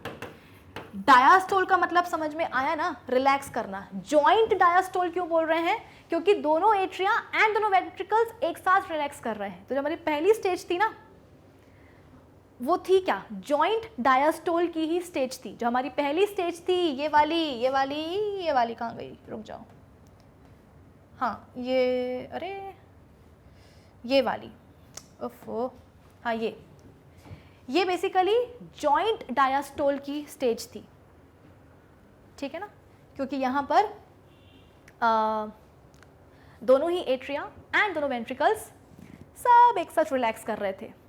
रिलैक्स मतलब कि डायस्टोल कर रहे थे, और क्योंकि दोनों एट्रिया एंड दोनों वेंट्रिकल्स साथ में डायस्टोल कर रहे थे, इसलिए जॉइंट डायस्टोल बोलते हैं। क्या बोलते हैं, जॉइंट डायस्टोल। ठीक है, जॉइंट डायस्टोल। यहां पे क्या हो रहा होगा, यहां पे एट्रिया का सिस्टोल हो रहा होगा। भाई कॉन्ट्रैक्ट मतलब क्या सिखाया मैंने अभी, सिस्टोल बोलेंगे ना कॉन्ट्रैक्ट को। तो यहां पर एट्रियल सिस्टोल हो रहा होगा, एट्रियल सिस्टोल हो रहा होगा, मतलब कि दोनों ही जो एट्रियम की वॉल्स हैं, जो दोनों ही एट्रियम की वॉल्स हैं, वो क्या करती हैं, कॉन्ट्रैक्ट करती हैं ना। तो कॉन्ट्रैक्ट के लिए हम कौन सा वर्ड यूज करते हैं, सिस्टोल। तो यहाँ पे एट्रियल सिस्टोल हो रहा होगा। ठीक है, यहाँ पे क्या हो रहा होगा, यहाँ पर वेंट्रिक्युलर सिस्टोल हो रहा होगा, वेंट्रिक्युलर सिस्टोल हो रहा होगा, लेकिन एट्रियल डायस्टोल होगा। क्यों, अरे बताया तो था, एट्रिया रिलैक्स कर रहा है ना, इसीलिए एट्रियल डायस्टोल। भाई एट्रिया ने अपना काम खत्म कर दिया, ब्लड जो है वेंट्रिकल्स को दे दिया, अब वो रिलैक्स करेंगे, तो एट्रियल डायस्टोल। और यहाँ पर क्या होगा, वेंट्रिकल्स पूरे भर गए हैं, तो अब वेंट्रिकल्स की वॉल क्या करेंगे, कॉन्ट्रैक्ट करेंगे, जिसे हम क्या बोलते हैं, वेंट्रिकुलर सिस्टोल। और फिर अपनी दोबारा से हम घूम करके इसी स्टेज में आ जाएंगे, जहाँ पर एक बार हमें फिर से क्या होगा, जॉइंट डायास्टोल देखने को मिलेगा। एट्रियल डायास्टोल तो था ही, है ना, एट्रियल डायास्टोल तो था ही, एट्रियल तो पहले से रिलैक्स कर रहे थे, लेकिन अब वेंट्रिकल्स भी क्या करेंगे, रिलैक्स करेंगे। तो यहां पर आपको वेंट्रिकुलर डायास्टोल भी मिलेगा। तो जब एट्रियल और वेंट्रिकुलर, जब एट्रियल एंड वेंट्रिकुलर, खोल के सुनो कान, जब एट्रियल एंड वेंट्रिकुलर डायास्टोल एक साथ आता है तो उसको हम बोलते हैं क्या, जॉइंट डायास्टोल। ठीक है, चलो इतना समझाना था, यही होता है क्या, हार्ट का काम। अब रीड कर लेते हैं। देखो शुरुआत कहाँ से हो रही है, शुरुआत हो रही है जॉइंट डायास्टोल से ही। तो during the time when the muscles of all 4 chambers of the heart are relaxed, है ना, कहाँ से शुरुआत हो रही है, जॉइंट डायास्टोल से ही हो रही है। जॉइंट डायास्टोल मतलब क्या, दोनों एट्रिया, दोनों वेंट्रिकल्स सब रिलैक्स कर रहे होंगे। एट्रियल डायास्टोल, वेंट्रिकुलर डायास्टोल सब मतलब कॉन्साइड कर रहे होंगे, तो उसको हम बोलते हैं क्या, जॉइंट डायास्टोल। तो during this time when the muscles of all 4 chambers of the heart are relaxed, blood returning to the heart under low pressure in the veins enter the 2 atria. Blood from large veins, large veins, major veins, कौन सी, vena cava. So superior vena cava and inferior vena cava pour into right atrium, है ना. This blood comes from head, upper body parts and lower body parts where oxygen has been used up and the blood is free from, ये from होगा, free from oxygen, that is deoxygenated blood. Superior and inferior vena cava दोनों ही नालायक, major veins, large veins, deoxygenated blood लेकर के आती हैं। Thus this blood enters the right atrium. At the same time जो pulmonary veins हैं वो lungs से ऑक्सीजन रिच ब्लड लेकर के आती हैं, कहाँ, लेफ्ट एट्रियम में। Thus oxygenated blood enters the left atrium. अब देखो atrial systole and ventricular systole की यहाँ पर बात होगी। As the right and the left atria fill with blood, जैसे ही लेफ्ट एट्रियम और राइट एट्रियम ब्लड से भरेंगे, प्रेशर जो होगा उनमें बहुत ज़्यादा हो जाएगा, जिसके कारण जो वॉल्स हैं वो क्या हो जाएंगे, वॉल्स क्या हो जाएंगे, बेसिकली ओपन हो जाएंगे। भाई वॉल्स तो खुलेंगे ना, ठीक है। तो जैसे ही लेफ्ट एट्रियम और राइट एट्रियम में, दोनों ही एट्रियम में ब्लड कंप्लीटली जो है भर जाएगा, उसके बाद प्रेशर बढ़ जाएगा उनके अंदर, दोनों एट्रियम में। याद आया, यही मैं आपको पढ़ा रही थी इतनी देर से कि दोनों ही एट्रिया में प्रेशर बहुत ज़्यादा बढ़ जाएगा, ठीक है। वॉल्स खुल जाएंगे, बाइकस्पिड एंड ट्राइकस्पिड वॉल्व, जिसके कारण जो एट्रियल वॉल्स हैं अब वो क्या करेंगी, कॉन्ट्रैक्ट करेंगी। एट्रियल कॉन्ट्रैक्शन जिसको हम बोलते हैं क्या, एट्रियल कॉन्ट्रैक्शन जिसको हम बोलते हैं एट्रियल सिस्टोल, वेरी सॉरी यहाँ पर सिस्टोल आना चाहिए, ठीक है ना। एट्रियल कॉन्ट्रैक्शन जिसको हम बोलते हैं atrial systole, forces pumping of deoxygenated blood from right atrium into right ventricle through tricuspid valve and oxygenated blood from left atrium into left ventricle through bicuspid valve। तो वही वाली बात है ना कि जब दोनों ही एट्रिया की जो वॉल्स हैं वो कॉन्ट्रैक्ट करेंगी, तो राइट एट्रियम से ब्लड आ जाएगा राइट वेंट्रिकल में, लेफ्ट एट्रियम से ब्लड आ जाएगा लेफ्ट वेंट्रिकल से, है ना, रिस्पेक्टिव वॉल्व्स के थ्रू, बाइकस्पिड एंड ट्राइकस्पिड। फिर almost immediately the ventricles contract. इसके जस्ट बाद भाई ब्लड आने लग गया वेंट्रिकल्स में, तो वेंट्रिकल्स भी भर जाएंगे, और जहां वेंट्रिकल्स भरेंगे, वेंट्रिकल्स की वॉल क्या करेंगे, आप कॉन्ट्रैक्ट करेंगे, जिसको हम क्या बोलते हैं, ventricular systole. During contraction of ventricles जो डीऑक्सीजनेटेड ब्लड है वो राइट वेंट्रिकल से कहाँ चला जाएगा, लंग्स में, थ्रू पल्मोनरी आर्टरी, और जो ऑक्सीजन रिच ब्लड है वो लेफ्ट वेंट्रिकल से कहाँ चला जाएगा, different parts of the body में, through the largest artery aorta. अच्छा, तो इतना आप लोगों को समझ में आया होगा। अब एक काम करते हैं, आगे बढ़ जाते हैं और आगे आ जाते हैं डबल सर्कुलेशन के कॉन्सेप्ट पर। अब आप पूछोगे कि मैम ये डबल सर्कुलेशन क्या होता है, हमें समझ में नहीं आता, आप बताओ। सुनो, डबल सर्कुलेशन दिवाली के दौरान बहुत होता है। कैसे?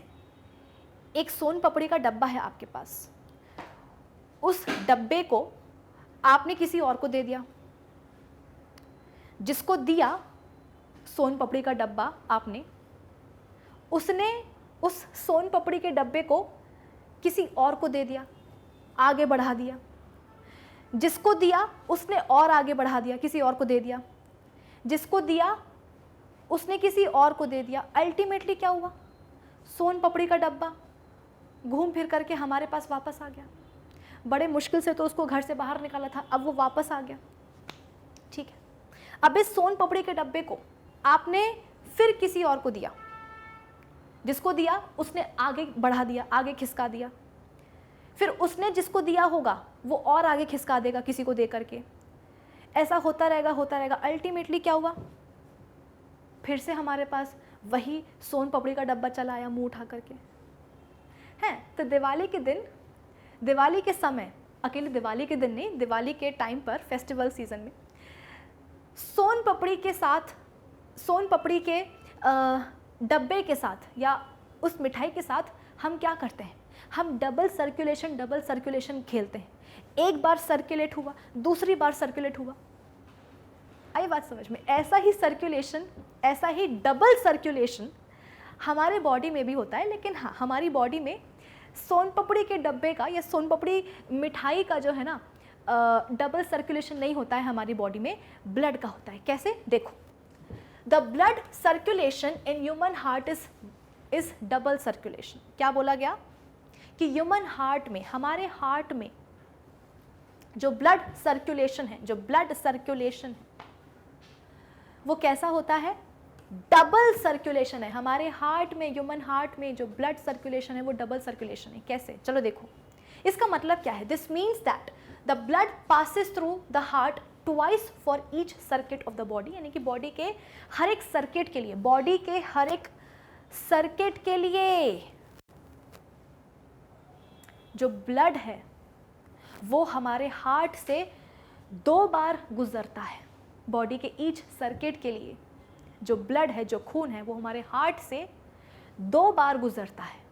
इसको हम बोलते हैं डबल सर्कुलेशन। नाम से ही समझ में आ रहा है डबल सर्कुलेशन, मतलब कि उस सर्कुलेशन में 2 सर्कुलेशंस आएंगे, है ना। अरे डबल सर्कुलेशन मतलब क्या? मैंने बोला डबल ज़ीरो, मैंने बोला डबल ज़ीरो, तो डबल ज़ीरो में 2 ज़ीरो तो आएंगे ना, है ना। मैंने बोला डबल 1, तो डबल 1 में 2 1 तो आएंगे ना। इसीलिए जब हम बात करते हैं डबल सर्कुलेशन की, तो डबल सर्कुलेशन में 2 सर्कुलेशन होते हैं। डबल सर्कुलेशन में 2 सर्कुलेशन होते हैं। पहले सर्कुलेशन में क्या होता है वो देखो। 1 circulation involves the entry of blood from all the body parts into the heart. तो ये तो हमको पता है ना कि डिफरेंट बॉडी पार्ट्स से जो डीऑक्सीजनेटेड ब्लड है वो कहाँ आता है? हमारे हार्ट के राइट एट्रियम में आता है। कहाँ आता है? हार्ट के राइट एट्रियम में। कौन लेकर के आते हैं? तो 2 मेजर वेन्स। नाम क्या है? सुपीरियर एंड इंफीरियर वेना केवा। तो ये तो हमको पता है ना कि डिफरेंट बॉडी पार्ट्स से जो डीऑक्सीजनेटेड ब्लड है वो हमारे हार्ट के राइट एट्रियम में पहुंचता है। कहाँ पहुंचता है? राइट एट्रियम में। कौन लेकर के आती हैं? तो 2 major veins, superior and inferior vena cava. फिर राइट एट्रियम में जो डीऑक्सीजनेटेड ब्लड आया है वो कहाँ जाता है? फिर राइट वेंट्रिकल में। अरे राइट एट्रियम में जो ब्लड होगा वो कहाँ जाएगा? राइट वेंट्रिकल में। राइट वेंट्रिकल में कौन सा ब्लड आ गया? डीऑक्सीजनेटेड। फिर राइट वेंट्रिकल से ये जो डीऑक्सीजनेटेड ब्लड है ये कहाँ जाता है? लंग्स में जाता है। कौन लेकर के जाती है? Pulmonary artery. तो लंग्स के लेवल पर क्या होता है? उस ब्लड में ऑक्सीजन डाली जाती है। तो 1 सर्कुलेशन में क्या हुआ? Involves the entry of blood from all the body parts into the heart. The blood is deoxygenated which then goes to lungs for oxygenation. तो पहला सर्कुलेशन तो ये हुआ। इस पहले सर्कुलेशन में क्या हुआ? इस पहले सर्कुलेशन में जो ब्लड है वो हार्ट में आया कि नहीं आया? दिमाग लगा ना, इस पहले सर्कुलेशन में, ब्लड सर्कुलेशन में जो ब्लड है वो हार्ट में आया कि नहीं आया? कहाँ आया? राइट एट्रियम में आया। राइट एट्रियम से राइट वेंट्रिकल में गया। राइट वेंट्रिकल से कहाँ निकल गया? लंग्स की तरफ, है कि नहीं? तो इस पहले सर्कुलेशन में ब्लड आया कि नहीं आया हार्ट में? बिल्कुल आया, मना मत करना, आया तो है, बताया तो मैंने आपको। अब सेकेंड, दूसरे वाले सर्कुलेशन में क्या होता है? The entry of oxygenated blood. अब लंग्स से, लंग्स के लेवल पर क्या हुआ? ब्लड में ऑक्सीजन डाली गई। तो अब वो जो ब्लड है, लंग्स के लेवल पर क्या हुआ? ब्लड में ऑक्सीजन डाली गई। तो अब वो ब्लड कैसा हो गया? ऑक्सीजनेटेड ब्लड हो गया। तो अब लंग्स से वो जो ऑक्सीजनेटेड ब्लड है वो कहाँ आएगा? वो आएगा लेफ्ट एट्रियम में। तो लेफ्ट एट्रियम में क्या हुआ? लेफ्ट एट्रियम में ऑक्सीजनेटेड ब्लड आ गया। फिर वहां से वो कहाँ जाएगा? लेफ्ट वेंट्रिकल में। लेफ्ट वेंट्रिकल से कहाँ जाएगा? अरे एओर्टा में, और फिर एओर्टा से पूरी बॉडी में फैल जाएगा, है कि नहीं? तो यहां पर देखो ना, एक बार फिर से तो ब्लड आ गया हमारे हार्ट में।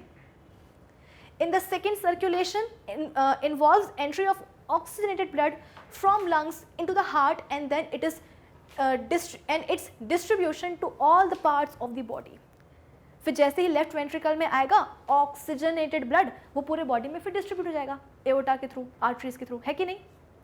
तो यहाँ पर देखो, एक बार फिर से ब्लड आया हार्ट में कि नहीं आएगा? तो दो दो बार ब्लड हमारे हार्ट में आता है कि नहीं आता? हमें लगता है कि जब हमने ये चैप्टर पढ़ा नहीं होता, जब हमने ये टॉपिक पढ़ा नहीं होता, तो हमें लगता है कि हाँ, लंग्स के लेवल पर ब्लड में ऑक्सीजन डाल दी जाती है। हमें ऐसा लगता है कि लंग्स के लेवल पर ब्लड में ऑक्सीजन डाल दी जाती है, तो वो क्या बन जाता है? ऑक्सीजनेटेड ब्लड बन जाता है।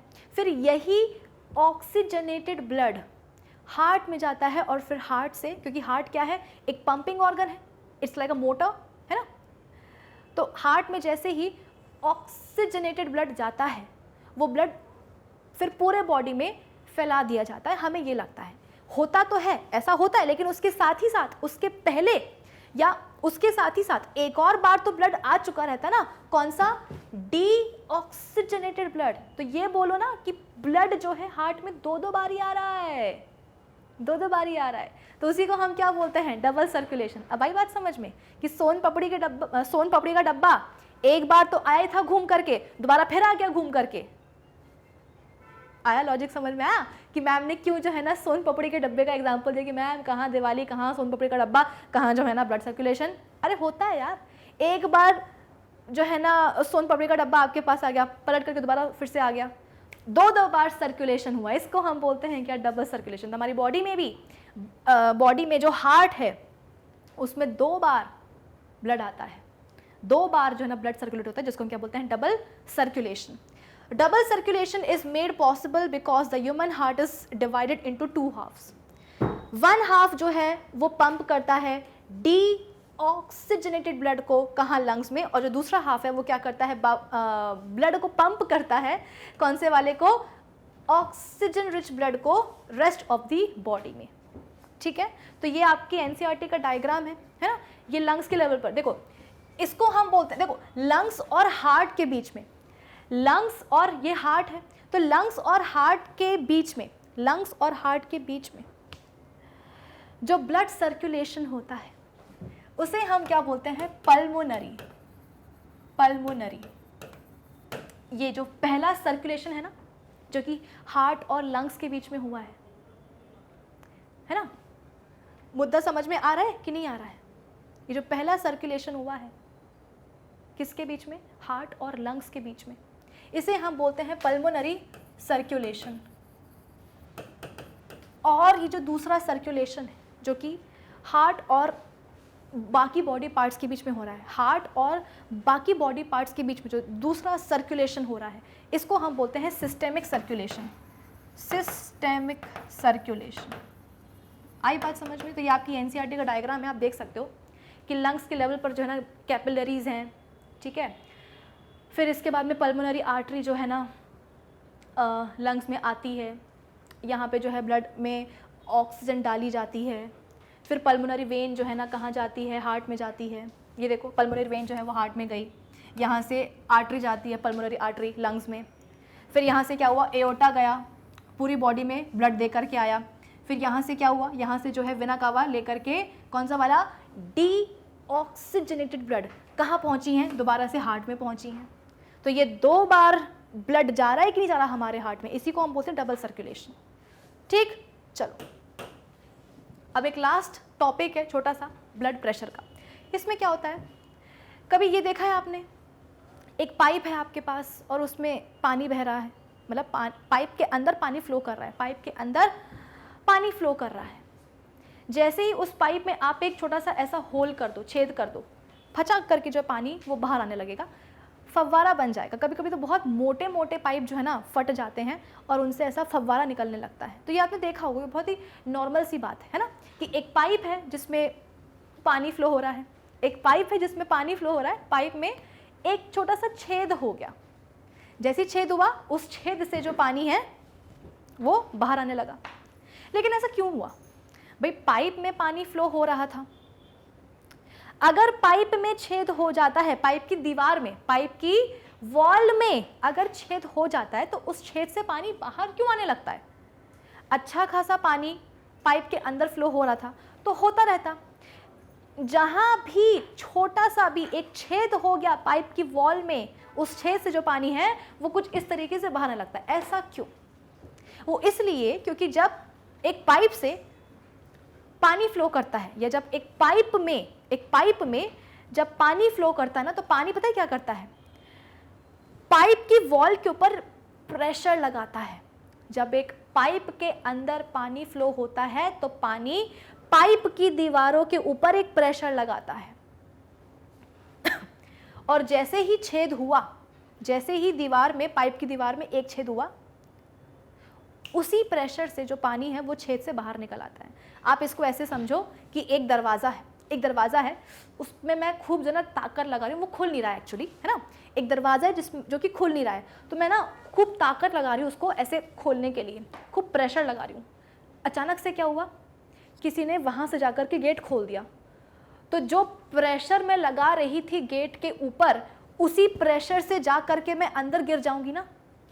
ऐसा आपने कार्टून मूवीज़ में या पिक्चर में ऐसे होता हुआ देखा होगा कि एक गेट है, कुछ भी बोल लो, है ना, एक गेट है, उसको क्या करा जा रहा है, ऐसे तोड़ा जा रहा है, उस पर प्रेशर लगाया जा रहा है, और किसी ने आकर के वहाँ से गेट खोल दिया, तो जिस प्रेशर से मैं इस गेट को खोल रही होती हूँ, उसी प्रेशर से क्या होता है, मैं अंदर जाकर के गिर जाती हूँ। तो यहाँ पर भी यही हो रहा है कि पाइप के अंदर जब पानी फ्लो होता है तो पानी क्या करता है, पाइप की दीवारों पर अंदर से प्रेशर लगाता है, और जहां पाइप की दीवार पर, वॉल पर एक छेद हो गया, उसी प्रेशर से क्या होता है, पानी बाहर निकल आता है। ये समझ में आया। सेम केस होता है किसके साथ, हमारे बॉडी के अंदर। हमारे बॉडी में मैंने आपको बताया था ब्लड वेसल्स के बारे में, 3 टाइप की होती हैं, arteries, veins and capillaries. Capillaries की हम अभी बात नहीं करते हैं क्योंकि वो मतलब बहुत ही छोटी पतली सी वो होती हैं ब्लड वेसल्स, उनको भी जाने दो। हम बात करते हैं आर्टरीज और वेन्स की, है ना। तो जब आर्टरीज और वेन्स में या ब्लड वेसल्स में, जब ब्लड वेसल्स में ब्लड फ्लो करता है, जैसे कि एक यहाँ पर मैं एक ब्लड वेसल बना दूँ, यहाँ पर मैं एक ब्लड वेसल बना दूँ, और जैसे ही इस ब्लड वेसल में ब्लड फ्लो होगा ना, पता है क्या होने वाला है, जैसे ही इस ब्लड वेसल में, भाई ब्लड वेसल में तो ब्लड ही फ्लो होता है ना, च्यवनप्राश थोड़ी ना फ्लो होगा, तो जैसे ही ब्लड वेसल में ब्लड फ्लो होता है, ब्लड क्या करता है, वेसल की दीवार के ऊपर एक प्रेशर लगाता है, ब्लड वेसल की दीवार पर प्रेशर लगाता है। जैसे कि पानी क्या कर रहा है, पाइप की दीवार पर अंदर से प्रेशर लगा रहा है, ठीक वैसे ही जब ब्लड वेसल में ब्लड फ्लो होता है तो ब्लड वेसल की वॉल में अंदर की तरफ से ऐसे ऐसे प्रेशर लगाता है। तो ये जो प्रेशर एक्सर्ट किया जा रहा है ब्लड के द्वारा on the walls of the blood vessels, उसी को हम बोलते हैं ब्लड प्रेशर। तो मेरी बात आप लोगों को समझ में आई ना, कि ब्लड है, ब्लड वेसल में फ्लो कर रहा है, तो जब ब्लड वेसल में फ्लो करता है, उस समय ब्लड फ्लो करते करते ब्लड फ्लो करते करते ब्लड वेसल की वॉल पर अंदर की तरफ से एक प्रेशर लगाता है।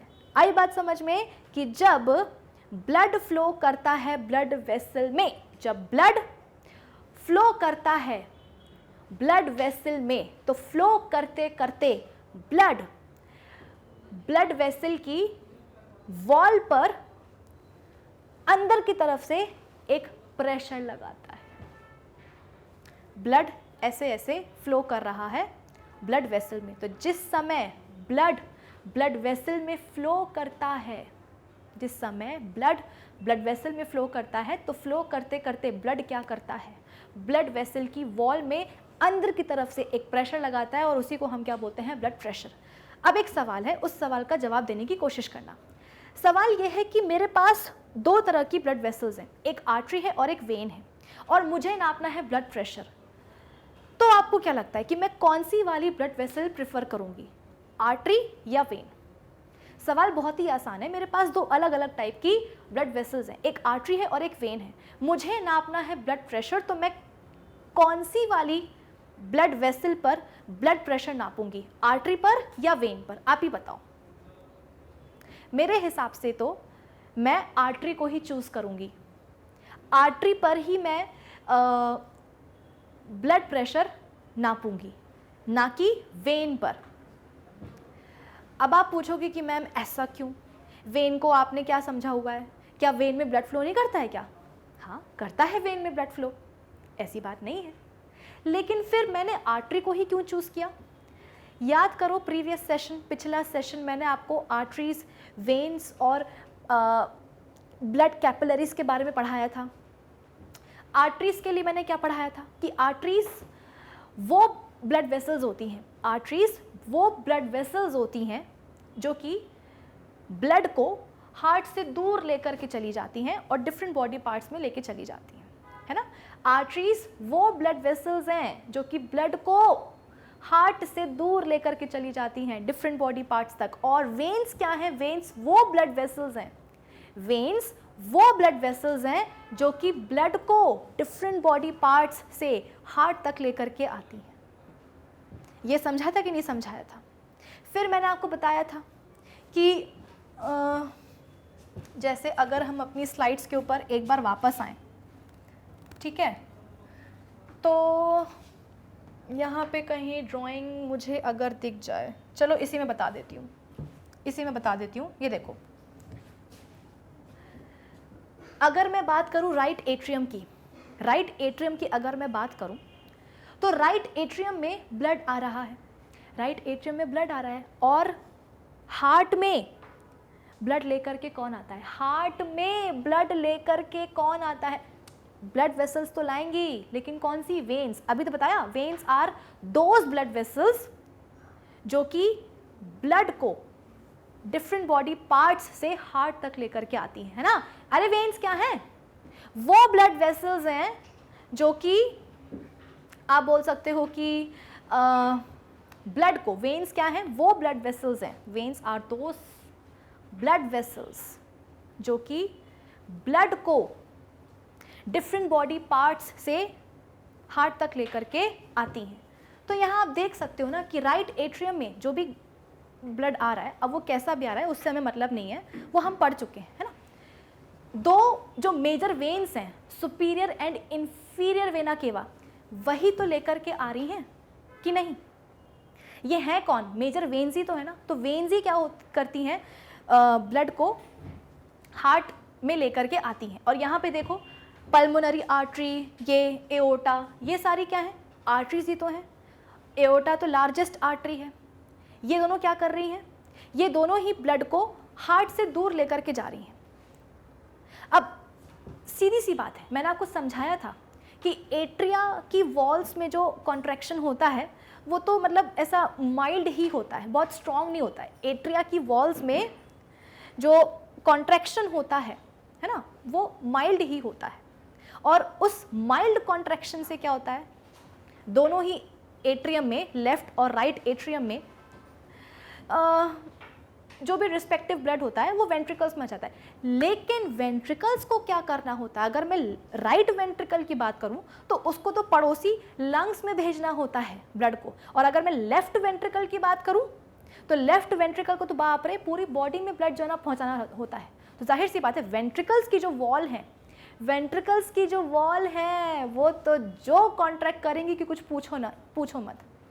एक बलून है, उसमें मैंने पानी भर दिया है और फिर इसके बाद में मैं बलून को क्या कर रही हूँ, दबा रही हूँ, बलून पे मैं प्रेशर दे रही हूँ। तो जो भी मैं प्रेशर दूंगी वो प्रेशर अल्टीमेटली जाएगा कहाँ, बलून में जो पानी होगा उसी पे जाके तो गिरेगा। बलून पानी भरे हुए गुब्बारे में अगर मैं प्रेशर डालूंगी तो मैं जो भी प्रेशर डालूंगी वो प्रेशर अल्टीमेटली कहाँ जाएगा, पानी पे ही तो जाएगा। तो वैसे ही वेंट्रिकल्स की जो दीवारें हैं, जो वॉल्स हैं, वो जो प्रेशर एक्सर्ट करती हैं वो प्रेशर कहाँ जाकर के गिरता है, तो वेंट्रिकल्स में जो ब्लड भरा होता है ना उस ब्लड में जाकर के वो प्रेशर गिरता है। और उसी प्रेशर के साथ ब्लड जो है वो वेंट्रिकल्स से बाहर आ जाता है। कहाँ, आर्टरीज में। भाई आर्टरीज ही तो होती हैं वो ब्लड वेसल्स जो कि ब्लड को हार्ट से दूर लेकर के जाती हैं। तो सीधी सी बात है, बहुत ही दिमाग लगाने वाली बात है, मतलब बिना दिमाग लगाए भी ना समझ में आ जाएगी कि आर्टरीज में जो ब्लड आ रहा है, जैसे कि ये एओर्टा है, एओर्टा कहां से ब्लड लेकर के आती है, एओर्टा ब्लड लेकर आती है लेफ्ट वेंट्रिकल से। तो लेफ्ट वेंट्रिकल की दीवार ने खूब कस के कॉन्ट्रैक्ट किया है और जो प्रेशर है वो कहां पड़ा, ब्लड के ऊपर पड़ा। तो ब्लड क्या होता है, फचाक से एओर्टा में जाता है। तो एओर्टा में जो ब्लड आया है उसमें तो गजब प्रेशर होगा। एओर्टा में जो एओर्टा में जो ब्लड आया है, अरे लेफ्ट वेंट्रिकल की दीवार ने कस के कॉन्ट्रैक्ट किया तो प्रेशर कहां पड़ा, लेफ्ट वेंट्रिकल में जो ब्लड है उस पे पड़ा, और उसी प्रेशर के साथ ब्लड जो है वो कहां आया, एओर्टा में। तो एओर्टा में जो ब्लड आया है उसका गजब का प्रेशर है। फिर एओर्टा से क्या होता है, आर्टरीज बनती हैं, तो उन आर्टरीज में ब्लड जाता है। तो आर्टरीज में जो ब्लड जाता है, जो आर्टरीज में ब्लड फ्लो करता है, वहां पर भी ब्लड का प्रेशर ज्यादा ही होता है। एओर्टा से कम होता है लेकिन आर्टरीज में भी अच्छा खासा ब्लड का प्रेशर होता है। लेकिन अगर मैं बात करूंगी वेन्स की, तो वेन्स को कौन है धक्का देने वाला, वेन्स में जो है ना, वेन्स तो उल्टा ब्लड को हार्ट तक लेकर के आ रही हैं। आर्टरीज होती हैं जो ब्लड को हार्ट से लेकर के जाती हैं, है ना। तो हार्ट क्या करता है, अपनी तरफ से एक जोर लगा देता है, ऐसे समझ लो।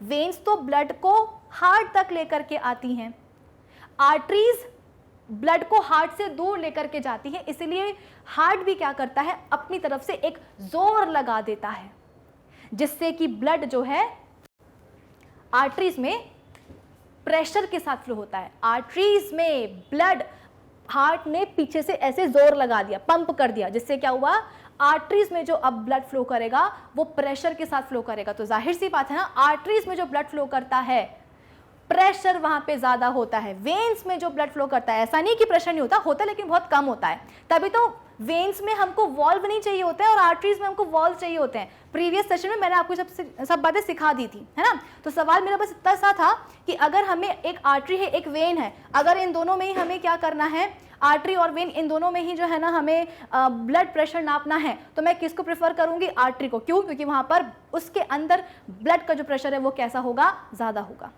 आई बात समझ में। चलो अब इसके बाद में देखो, ऐसा है कि ब्लड प्रेशर के ना दो कंपोनेंट्स होते हैं। ब्लड प्रेशर के दो कंपोनेंट्स होते हैं, एक होता है सिस्टोलिक और एक होता है डायस्टोलिक।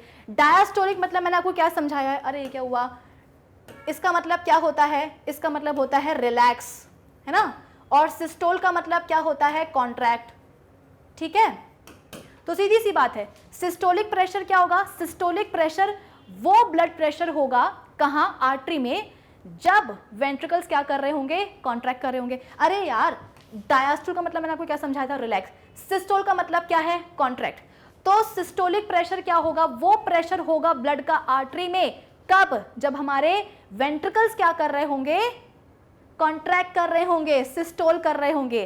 कितना होता है, नॉर्मल इंसानों की रेंज कितनी होती है, 120 mm ऑफ Hg, ठीक है ना। फिर डायस्टोलिक प्रेशर क्या होता है, ये वो प्रेशर है ब्लड का आर्टरी में जब हमारे वेंट्रिकल्स क्या कर रहे होते हैं, रिलैक्स कर रहे होते हैं, ठीक है ना। कितना होता है नॉर्मल, अब ऑब्वियस सी बात है ना, रिलैक्स कर रहे हैं वेंट्रिकल्स, तो ज़्यादा प्रेशर नहीं आएगा। कितना होता है 80 mm ऑफ Hg, नॉर्मल तो यही होता है। देखो यहाँ पे systolic pressure is the pressure of the blood inside the artery, कब वेंट्रिकुलर कॉन्ट्रैक्शन के टाइम पर, है ना, inside the artery during ventricular contraction. Diastolic artery, ये हो गया। अच्छा, डायस्टोलिक प्रेशर क्या है? Diastolic pressure is the pressure of blood inside the artery during ventricular relaxation. तो डायस्टोलिक प्रेशर क्या है? ये प्रेशर है ब्लड का कहाँ? आर्टरी के अंदर, जब वेंट्रिकल्स क्या करते हैं? रिलैक्स करते हैं। डायस्टोल का मतलब क्या है? रिलैक्स। सिस्टोल का मतलब क्या है? कॉन्ट्रैक्ट। तो जब वेंट्रिकल्स कॉन्ट्रैक्ट करेंगे, वेंट्रिकल्स जब सिस्टोल करेंगे, तो आर्टरी में जो ब्लड का प्रेशर होगा वो कौन सा होगा? सिस्टोलिक। जब वेंट्रिकल्स रिलैक्स करेंगे, जब वेंट्रिकल्स डायस्टोल करेंगे, उस समय आर्टरी में जो ब्लड का प्रेशर होगा वो कितना होगा? Diastolic pressure. कितना होता है नॉर्मली? 80 mm ऑफ Hg, और ऊपर कितना होता है, मतलब जो देखो कॉन्ट्रैक्शन के टाइम पे तो प्रेशर ज़्यादा मिलेगा ना आपको आर्टरीज में। कितना होता है नॉर्मली? 120 mm ऑफ Hg, ठीक है ना। और यहाँ पर आप बोल सकते हो कि डायस्टोल में क्या होता है? वेंट्रिकल्स रिलैक्स कर रहे हैं तो वहाँ पर आपको आर्टरीज में प्रेशर कम मिलेगा। कितना? Normally 80 mm of Hg। ऊपर नीचे होता है तो हम बोलते हैं कि हाँ जो बीपी है वो बढ़ गया या कम हो गया, है ना। बीपी जो है अगर नीचे वाला 60 पहुँच जाए, ये ऊपर वाला जो है 100 से भी कम हो जाए तो हम बोलेंगे लो बीपी है ना। अगर ये 120 जो है 140 पहुंच जाए, उससे भी आगे 80 जो है वो 100 के आगे पहुंच जाए, तो हम बोलेंगे भैया तुमको तो हाई बीपी है, डॉक्टर को दिखाओ। Arteries are the vessels which carry blood away from the heart to various organs of the body. Since the blood emerges from the heart under high pressure, the arteries are thick and elastic walls. The blood inside the arteries is much more as pressure compare to inside the veins. दो type के, मतलब pressure के दो components होते हैं, systolic and diastolic. Systolic pressure वो होता है आर्टरीज में, मतलब सिस्टोलिक प्रेशर वो ब्लड प्रेशर है आर्टरीज में जब वेंट्रिकल्स क्या करते हैं? सिस्टोल मतलब कि कॉन्ट्रैक्ट। डायस्टोलिक क्या है? डायस्टोलिक प्रेशर वो प्रेशर है, ब्लड प्रेशर आर्टरीज में जब वेंट्रिकल्स क्या करते हैं? डायस्टोल मतलब कि रिलैक्स करते हैं, ठीक है ना। ये होता है क्या? बीपी नापने की, वैसे तो आजकल डिजिटल वाली आती है, बीपी नापने की मशीन को हम क्या बोलते हैं? स्फेगोमैनोमीटर, ठीक है ना। तो कुछ इस तरीके से हम क्या करते हैं? बीपी नापते हैं। तो मुझे लगता है कि आज के सेशन के लिए बस इतना ही। अब हम मिलेंगे अपने अगले सेशन में। तब तक क्या करोगे? विजिट करो हमारी ऑफिशियल वेबसाइट, जहाँ पर आपको सभी चैप्टर्स के सभी लेक्चर्स जो है ना एकदम फ्री में एक्सेस हो जाएंगे। कैसे जाओगे? गूगल पे टाइप करना magnetbrains.com, जैसे टाइप करके सर्च करोगे आपके सामने खुल जाएगा, मतलब खुल जाएगी हमारी ऑफिशियल वेबसाइट। जैसे आप उसको विजिट करोगे आपके सामने आएगा ये वाला पेज जहाँ पर लिखा रहेगा India's number 100% free online education platform.